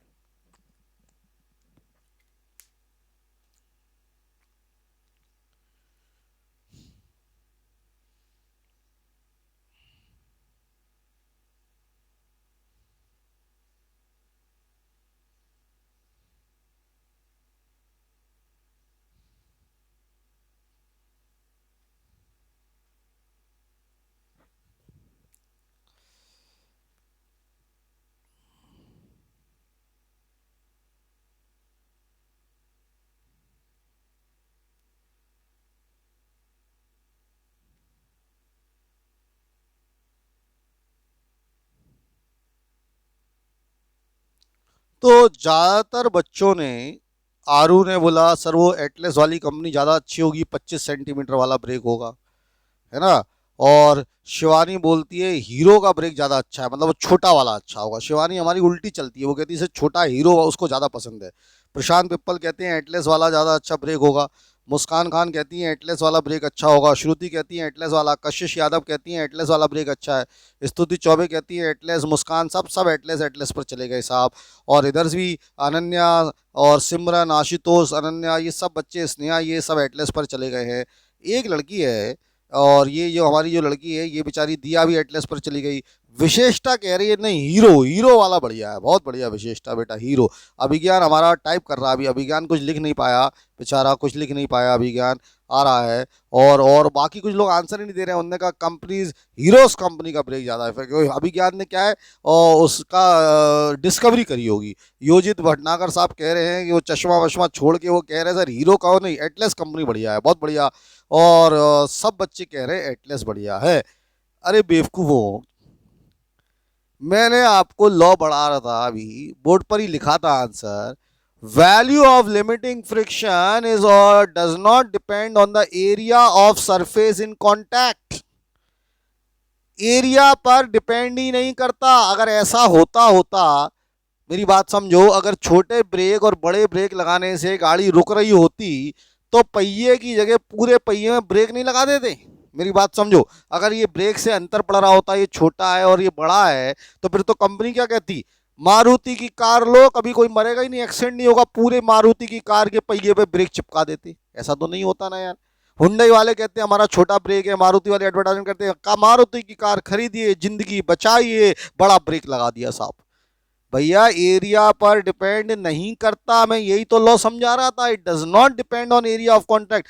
दोनों का अगर मटेरियल सेम है और दोनों का 2-2 किलो मास है, तो इससे अंतर नहीं पड़ता कि तू छोटा ब्रेक लगा रहा है क्या बड़ा ब्रेक लगा रहा है। दोनों ब्रेक इक्वली इफेक्टिव होने वाले हैं, दोनों ब्रेक्स इक्वली इफेक्टिव रहते हैं। इसीलिए छोटे ब्रेक और बड़े ब्रेक से अंतर नहीं पड़ता। नहीं तो कंपनी का एडवर्टाइजमेंट ऐसा आता, मारुति की कार खरीदिए, जिंदगी बचाइए, हमने बड़ा ब्रेक लगा दिया। एक कोई नई कंपनी आती है, वो कहते हैं मैंने कार से बड़ा ब्रेक लगा दिया।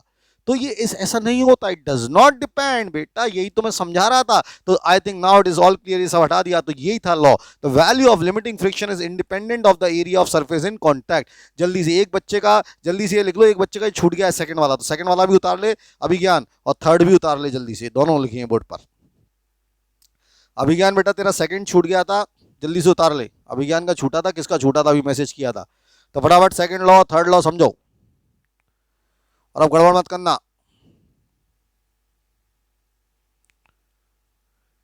चलो, तो दोनों लॉ को जल्दी से उतार लो फटाफट। तो छोटा ब्रेक और बड़ा ब्रेक इक्वल इफेक्टिव है, गड़बड़ ना करें।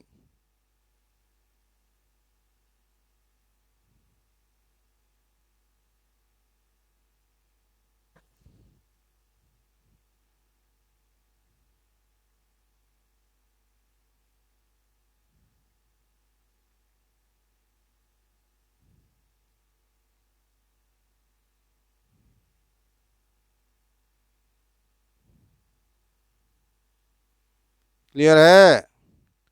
हो गए होंगे। तो लॉ नंबर हमारा 1 हो गया, लॉ नंबर 2 हो गया और लॉ नंबर 3 हो गया।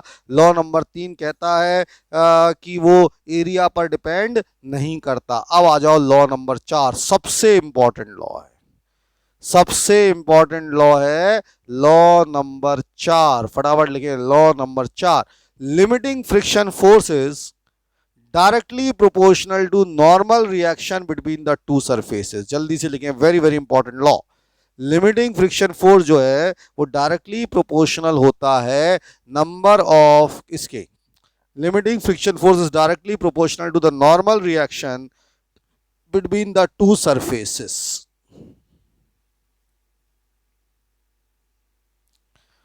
लिमिटिंग फ्रिक्शन फोर्स सबसे इंपॉर्टेंट लॉ। जो लिमिटिंग फ्रिक्शन फोर्स है डायरेक्टली प्रोपोर्शनल है नॉर्मल रिएक्शन के। Limiting friction force is directly proportional to normal reaction.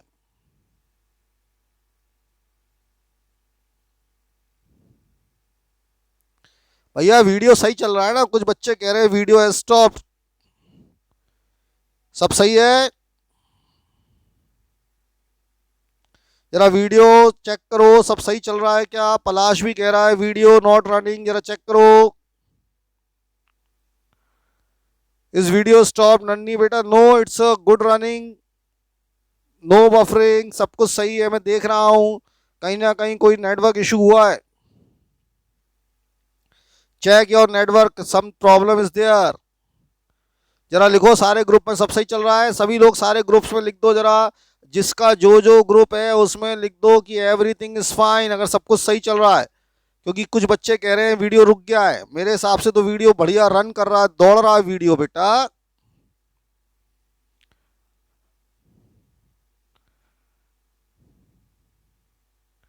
चलिए चलिए चलिए, मैं समझ गया।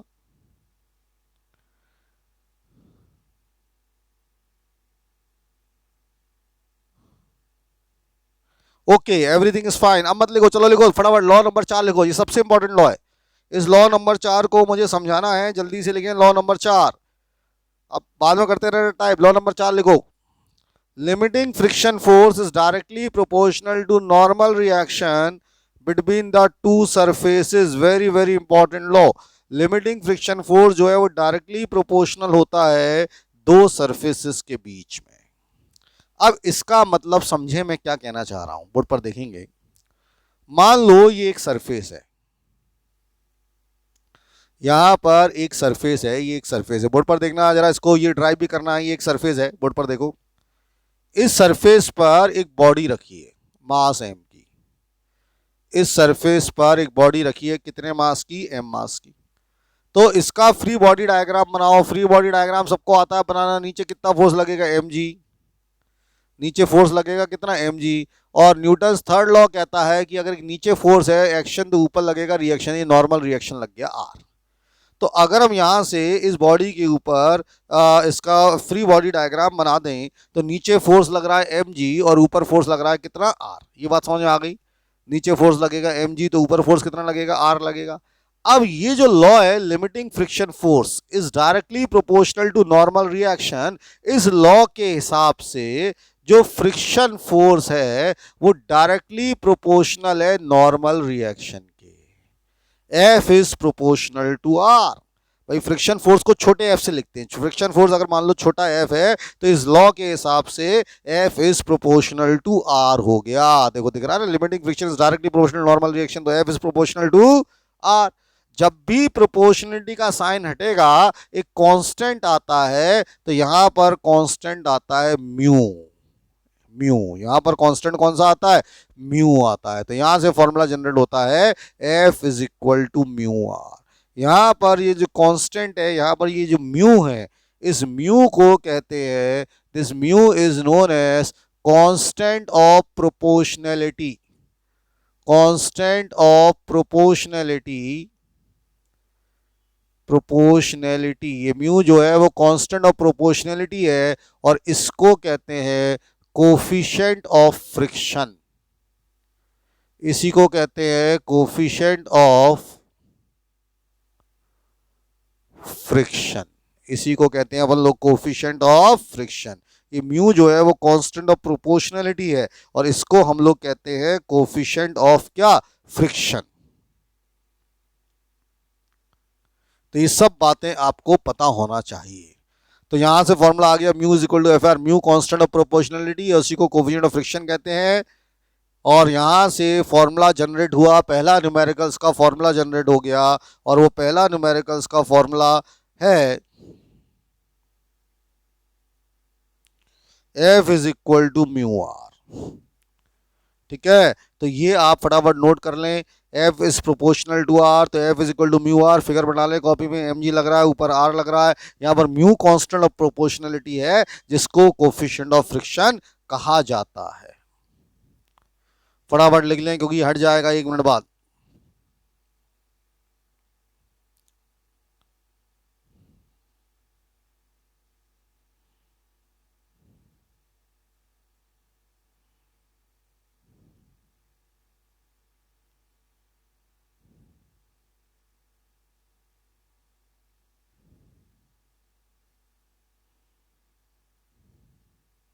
चलो साफ साफ लिख लेना, mu is constant of proportionality known as coefficient of friction. This thing should be clear to you. अब मैं ये हटा रहा हूं, ये हट गया। चलिए ठीक है, स्नेहा शर्मा तुम्हारा ये रह गया था पॉइंट नंबर 3, तो नोट कर लेना जल्दी से। स्नेहा शर्मा का शायद पॉइंट नंबर 3 रह गया था, नोट कर लो। The value of limiting friction is independent of the area of surface in contact so long as the normal reaction remain same. और ये सब बातें मैंने आपको समझा दी, क्लियर हो गया होगा। आगे बढ़ते हैं साहब। तो ये लॉस खत्म हो गए, किसके लॉस खत्म हो गए? लिमिटिंग फ्रिक्शन फोर्स के लॉस खत्म हो गए। सबसे इंपॉर्टेंट लॉ है F is equal to mu R. अब लिखिए लॉज ऑफ काइनेटिक फ्रिक्शन। वो भी लॉज इसी तरह से होते हैं, लेकिन लिखने हैं लॉज ऑफ काइनेटिक फ्रिक्शन।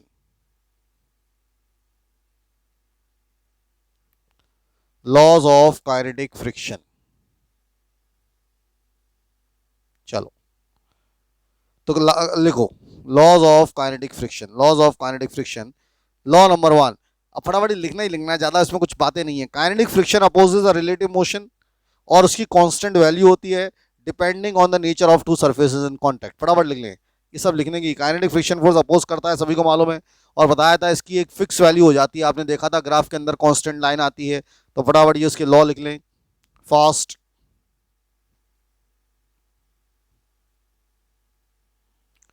तो लॉ नंबर 1 है सीधा सीधा, ये सब थ्योरेटिकल वैल्यू है। सबसे काम का फॉर्मूला बस F is equal to mu R आया है, बाकी तो ये सब कहानी है यार, ये सब कहानी है। Kinetic friction force opposes the relative motion, अरे सरक मती भाई, and as constant value depending on the nature of the surface in contact. ये सब एग्जाम में लिखना होता है, लॉज वॉज सब एक से होते हैं, तो आप तो फटाफट लॉ लिखें। लॉ नंबर 2 भी लिख लें। Kinetic friction is independent of area, वही बात कि वो एरिया पे डिपेंड नहीं करता, जो पुरानी बात थी, as long as the normal reaction same. तो ये लॉ वही है, एक्चुअली लॉ एक ही होते हैं, वो तो सब एग्जाम में आ जाता है कि काइनेटिक के लिखो, एग्जाम में आ जाता है लिमिटिंग के लिखो, तो इसलिए अपन अलग अलग लिखा रहे हैं, नहीं तो लॉ कैसे बदल जाएंगे फ्रिक्शन के। तो लॉ नंबर 1 हो गया, लॉ नंबर 2 हो गया, दिख रहा होगा। लॉ नंबर 3 भी मैं यहीं दिखा देता हूँ। Kinetic friction does not depend on the velocity provided the velocity is neither too large nor too small. तो तीनों लॉ लिख लो फटाफट। ये भी फ्रिक्शन, ये तीनों एक साथ दिख दिया, जिसका किसी का कुछ रह गया हो तो तीनों लिख लो।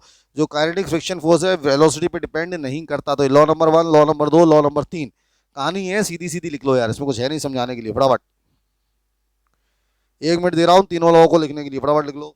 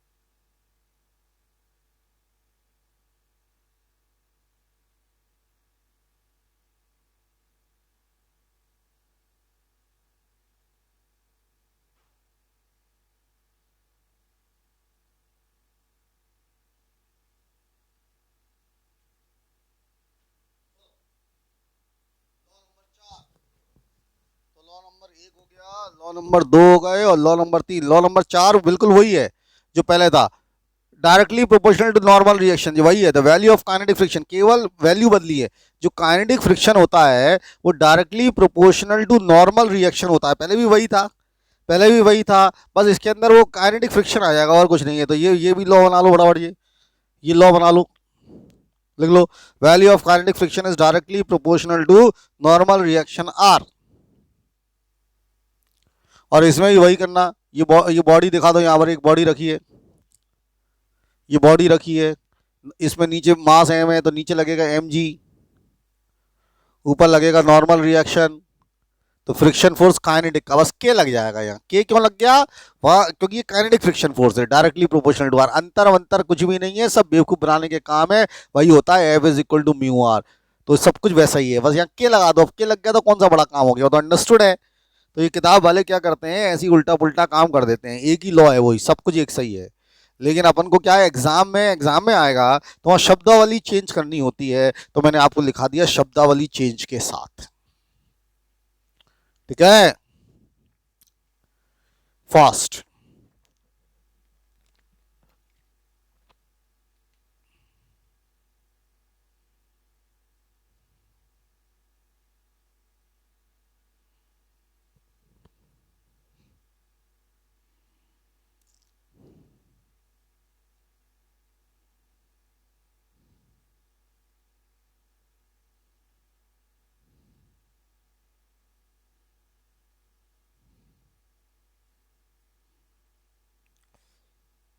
जल्दी से लिख लें फटाफट। तो यहां से भी F is equal to mu R आ जाएगा, बस F is equal to mu R where mu is constant of proportionality लिख देना, where mu is constant of proportionality, mu जो है वो कांस्टेंट ऑफ प्रोपोर्शनलिटी है, known as coefficient of friction, known as coefficient of friction. तो mu जो है वो कांस्टेंट ऑफ प्रोपोर्शनलिटी है, इसी को अपन लोग कोफिशिएंट ऑफ फ्रिक्शन कहते हैं। तो ये सब बातें आपके दिमाग में आ गई होंगी, ये सब बातें आपके दिमाग में भर गई होंगी, क्लियर है, आगे बढ़ो। तो ये सब लिख लिया होगा, इसमें कुछ समझाने की मुझे ज़रूरत थी नहीं, ये हटा दिया मैंने सब। अपन और क्या कर रहे हैं, ये लॉस खत्म हो गए, ये सारे लॉ खत्म हो गए। अब मेरी बात को समझो, जब न्यूमेरिकल्स आएंगे, अच्छा एक हेडिंग डाल दो जरा जल्दी से, एक हेडिंग डाल दो कोफिशिएंट ऑफ फ्रिक्शन, जरा एक हेडिंग डालना फटाफट, एक हेडिंग यहाँ लिख लेते हैं, कोफिशिएंट ऑफ फ्रिक्शन क्या होता है, जल्दी से, कोफिशिएंट ऑफ फ्रिक्शन, एक हेडिंग डाल दो, coefficient of friction, COEFFICENT, coefficient of friction heading डाल दो, और इसके बारे में जरा कुछ बातें समझ लो कोफिशिएंट ऑफ फ्रिक्शन के बारे में फटाफट जल्दी से। अब देखना जरा, आपको पता है F is equal to mu R होता है, तो कोफिशिएंट ऑफ फ्रिक्शन हो गया F अपॉन आर। तो पहले तो फॉर्मूला समझो, कोफिशिएंट ऑफ फ्रिक्शन कितना हो गया, F अपॉन आर। भाई कोफिशिएंट ऑफ फ्रिक्शन अगर आपसे कोई पूछे कि कोफिशिएंट ऑफ फ्रिक्शन क्या है, तो आपको मालूम है कि वो दोनों लॉ जो पढ़े थे उसके हिसाब से, दोनों लॉ के हिसाब से एक ही आया था, F is equal to mu R, F is equal to mu R, तो कोफिशिएंट ऑफ फ्रिक्शन म्यू कितना हो गया, F अपॉन आर। F क्या चीज है, फ्रिक्शन फोर्स, F क्या चीज है, फ्रिक्शन फोर्स, मेरी बात को समझ में आ रहा है, और R क्या चीज है, नॉर्मल रिएक्शन। तो it is the ratio of friction force and normal reaction. तो ये रेशो है फ्रिक्शन फोर्स का और नॉर्मल रिएक्शन का। तो लिखो कोफिशिएंट ऑफ फ्रिक्शन हेडिंग डालो, it is defined as the ratio of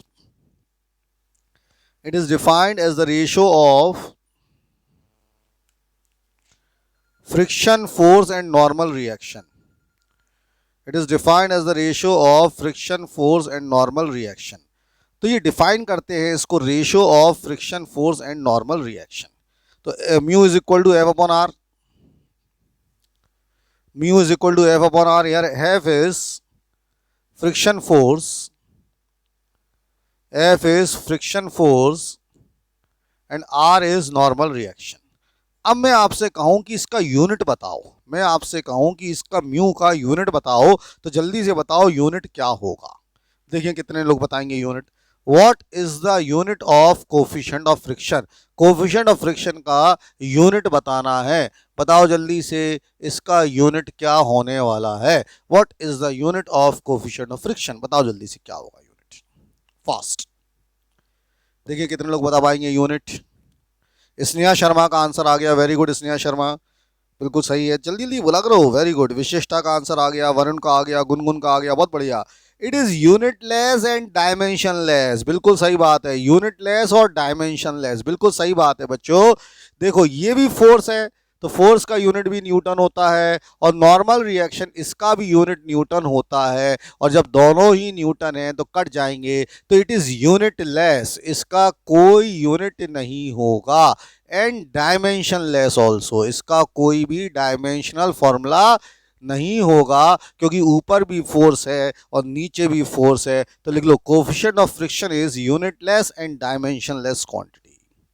तो ना तो इसका कोई यूनिट है और ना ही इसका कोई डायमेंशनल फॉर्मूला है, तो it has unitless and dimensionless quantity. It is simply, हाँ वेरी गुड, एक बच्ची ने बहुत बढ़िया आंसर बोला, it is simply a number, बिल्कुल सही बात है, it is simply a number, ये सीधा सीधा एक नंबर है, it is simply a number, very good बेटा, ये सीधा सीधा एक नंबर है, इसका कोई यूनिट नहीं होना, इसका कोई डायमेंशनल फॉर्मूला नहीं होना, ये सीधा सीधा एक नंबर, रेशो है, वेरी गुड, रेशो है, यस यस।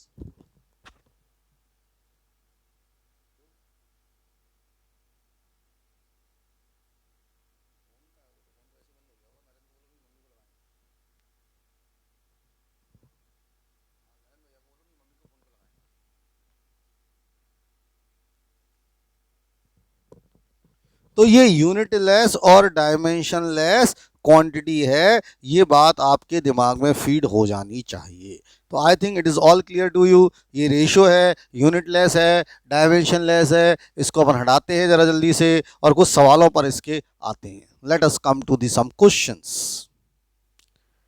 इसके कुछ क्वेश्चंस हमें करने हैं, कुछ न्यूमेरिकल्स हमें करने हैं।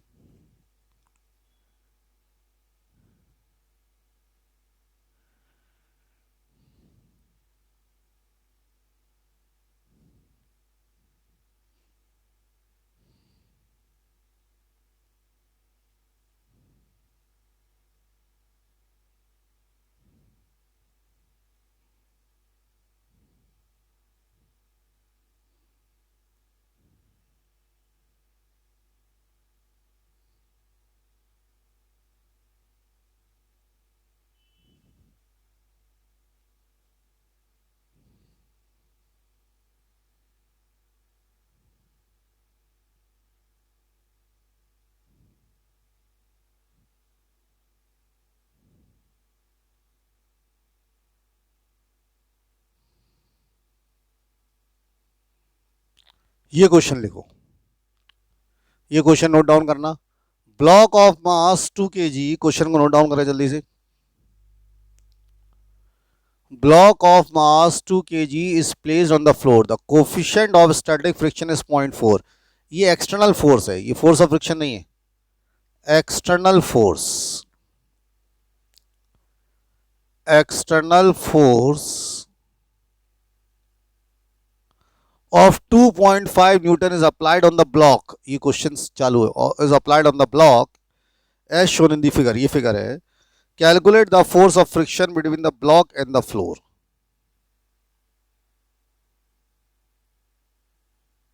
लगाओ दिमाग।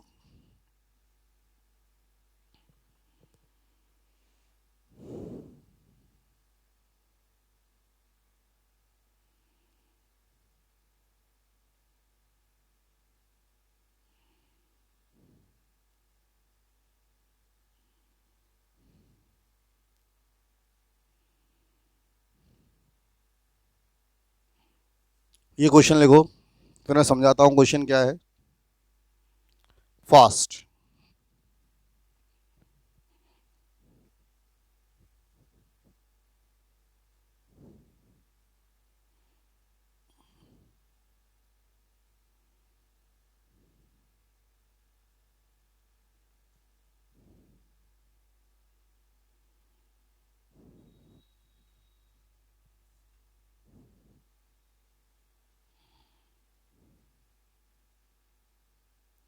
वरुण ने आंसर तुरंत भेज दिया था, वेरी गुड बेटा वरुण। वरुण का आंसर एकदम सही है, वरुण का आंसर एकदम सही है,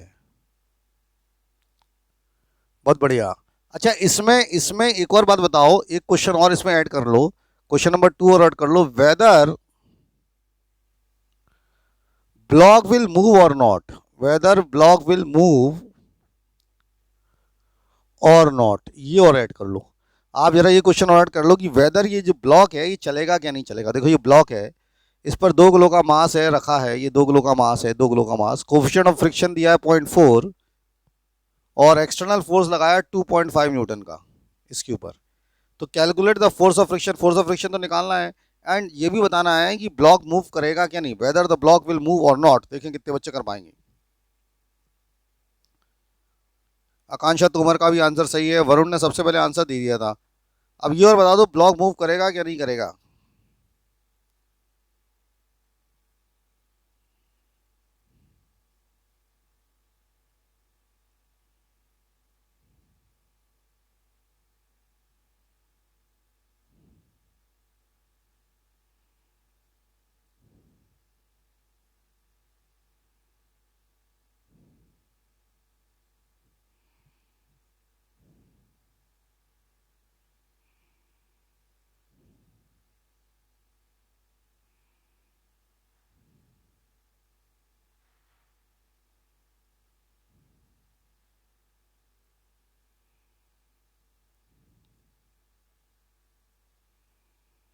सलोनी बेटा 8 नहीं है answer, it will not move. Okay, एक स्नेहा शर्मा आंसर दे रही हैं कि मूव नहीं करेगा। अब देखो कैसे सोचेंगे, मैं बताता हूँ आपको सोचना कैसे है। एक्चुअली हम क्वेश्चन को सोचेंगे कैसे, ये भी तो समझना है कि how to think for this question, question को हम सोचते कैसे हैं। ये देखो यार, how to think for this question, board पर ध्यान देना यार, क्वेश्चन को सोचेंगे कैसे। सबसे पहले आप फ्रिक्शन फोर्स निकालो म्यू आर से, फ्रिक्शन फोर्स निकालो सबसे पहले म्यू आर से। आर जो होता है ना, हमेशा दिमाग में रखो, आर जो होता है वो एम जी के बराबर होता है। ये दिमाग में बिल्कुल फीड हो जाए कि आर जो है it is always equal to m जी।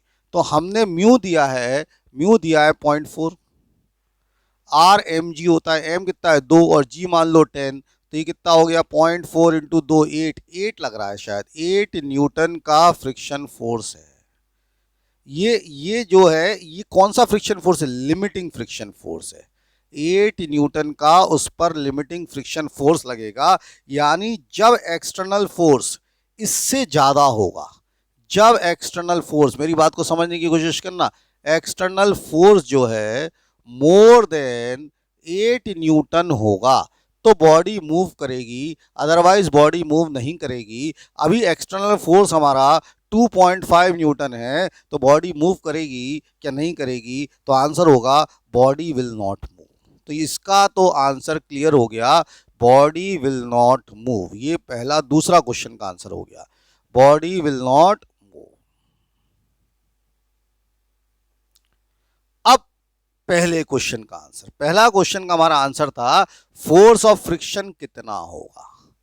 अब कुछ बच्चे कहते हैं, जैसे सलोनी ने कहा, एक दो बच्चे, उनकी गलती नहीं है, उनने निकाल दिया, अभी उनको कंसेप्ट क्लियर करने हैं कि सर ये force of limiting friction 8 Newton आया, ये तो वो फ्रिक्शन फोर्स है जो लगेगा मैक्सिमम, ये मैक्सिमम वाला फ्रिक्शन फोर्स है, ये अभी नहीं लगेगा, ये तो सबसे ज्यादा लगेगा जब बॉडी को आप धक्का दोगे, अभी नहीं लगेगा। अभी तो उतना ही लगेगा जब बॉडी मूव नहीं कर रही जितना आपने एक्सटर्नल फोर्स लगाया। आपने एक्सटर्नल फोर्स कितना लगाया था, 2.5 न्यूटन का लगाया था, तो इसका मतलब अभी फ्रिक्शन फोर्स आपके ऊपर जो लगने वाला है वो 2.5 न्यूटन का ही लगेगा। तो इस केस में फ्रिक्शन फोर्स रहने वाला है कितने न्यूटन का, 2.5 न्यूटन का। तो ये बिल्कुल क्लियर कर ले कि फ्रिक्शन फोर्स अभी 2.5 न्यूटन है, मैक्सिमम फ्रिक्शन फोर्स जो है वो 8 न्यूटन का लगेगा, और चूंकि एक्सटर्नल फोर्स आपने 2.5 न्यूटन का लगाया है तो बॉडी मूव नहीं करेगी, लेकिन जितना आपने एक्सटर्नल फोर्स लगाया है उतना ही फ्रिक्शन फोर्स लगने वाला है। क्या ये बात क्लियर हो गई, जल्दी बताओ, क्या ये बात हर बच्चा समझ पा रहा है? जल्दी से मुझे बताओ, क्या ये बात क्लियर है, क्या ये बात आप समझ पा रहे हो? सिंपल सी बात है, समझ तो गए होगे। जल्दी से रिप्लाई करो, फिर मेरे को आगे बढ़ना है, जल्दी करें। इसमें क्या समझ में नहीं आ रहा? एक आध दो बच्चे बोल रहे हैं सर एक बार और समझा दो इसमें देखो सीधी सी बात है, ये आपको एक्सटर्नल फोर्स दिया, ये गलत लिखा है, मैंने बताया था ये एक्सटर्नल फोर्स है। अब आप मुझे बताओ मैक्सिमम फ्रिक्शनल फोर्स नहीं निकाल पाओगी म्यू आर से? ये लिमिटिंग फ्रिक्शन फोर्स होता है, अगर आपको याद हो तो मैक्सिमम कितना लग रहा है, म्यू कितना है, 0.4 आर कितना होता है, एम जी 2 × 10, तो ये 8 आ गया, ये मैक्सिमम फ्रिक्शन फोर्स लगेगा। अभी कितना एक्सटर्नल फोर्स लगाया? 2.5। अब आपको ग्राफ अगर याद हो तो मैं आपको ग्राफ याद दिलाता हूँ। स्टैटिक फ्रिक्शन फोर्स में यहाँ पर फ्रिक्शन फोर्स होता था, यहाँ पर एक्सटर्नल फोर्स होता था, तो अगर आपने ग्राफ देखा तो ऐसे बढ़ रहा था, मतलब जब ये एक्सटर्नल फोर्स बढ़ेगा तो फ्रिक्शन फोर्स भी बढ़ेगा। अब एक्सटर्नल फोर्स जितना अभी होगा, जैसे मान लो अभी एक्सटर्नल फोर्स 2.5 न्यूटन था, तो अभी फ्रिक्शन फोर्स कितना होगा? ये 2.5 है, तो ये भी तो 2.5 ही होगा यार। इसमें क्या समझना है? नेक्स्ट क्वेश्चन दे रहा हूं, ये सब हटा दिया मैंने, एक और क्वेश्चन करो।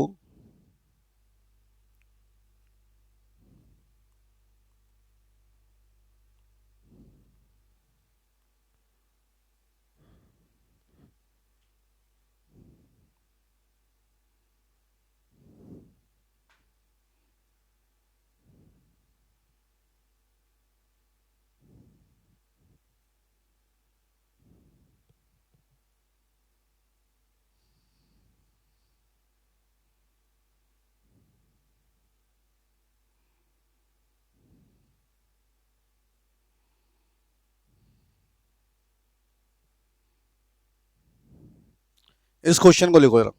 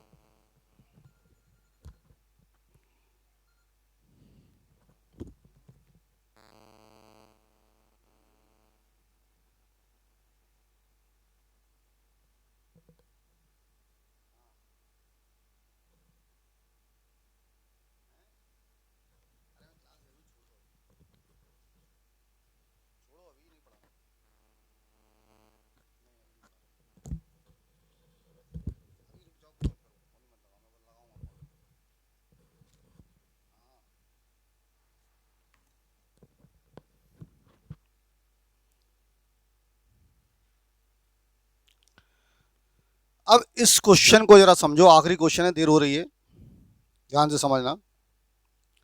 आपसे बात करी है, उसकी स्पीड इतनी हो जाएगी, ये इतना हो जाएगा। तो सबसे पहले तो आप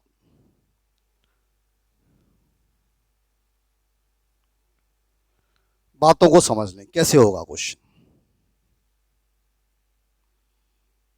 यहीं कर लेते हैं, इस जगह को पकड़ लेते हैं। क्वेश्चन आपने लिख ही लिया है, ये जगह मेरे लिए बहुत है, इसी जगह को मैं बड़ा कर लेता हूँ अपने लिए। ये मैंने खाली बोर्ड बना लिया अपने लिए, ठीक है। अब आप जिन्हें जब क्वेश्चन पढ़ा होगा, रेड कलर से कर रहा हूं,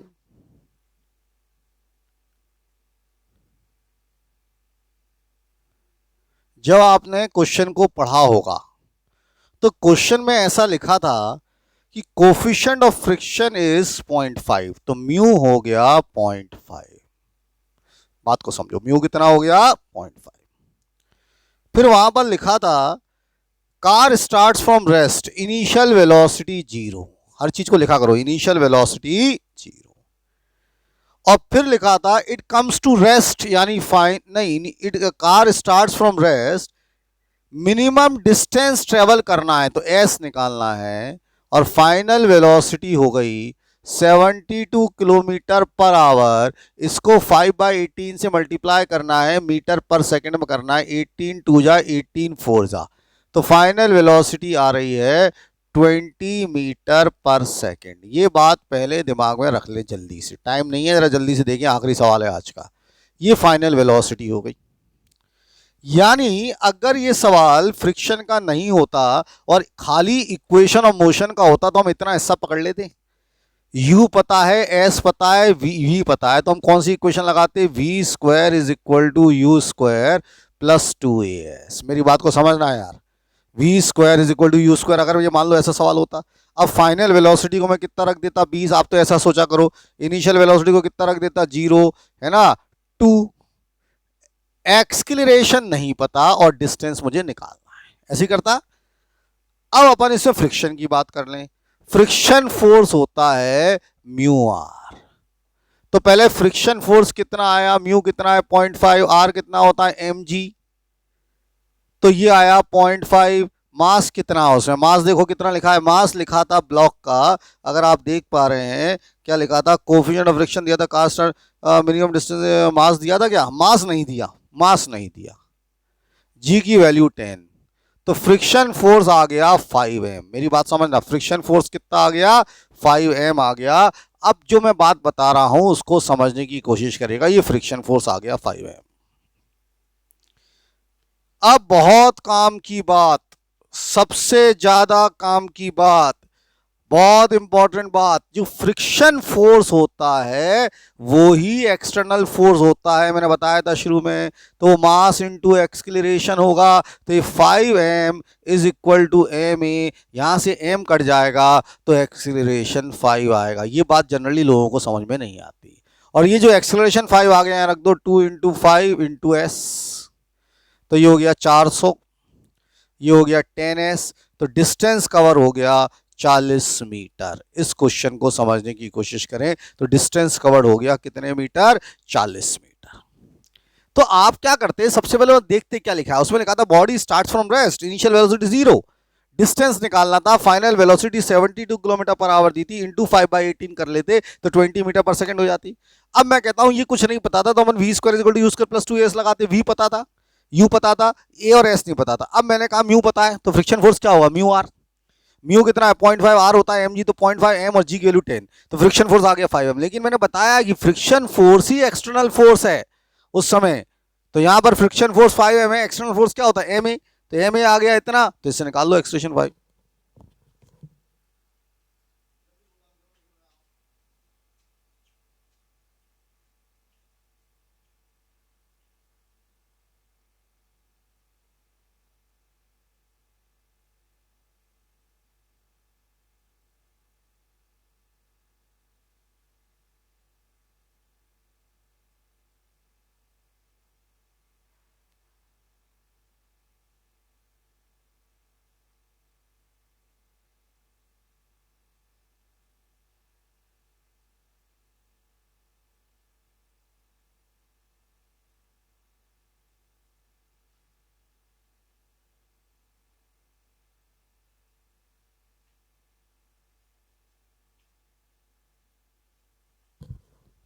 तो आई होप इतनी बात आप लोगों के दिमाग में घुस गई होगी, इतनी बात समझ में आ गई होगी।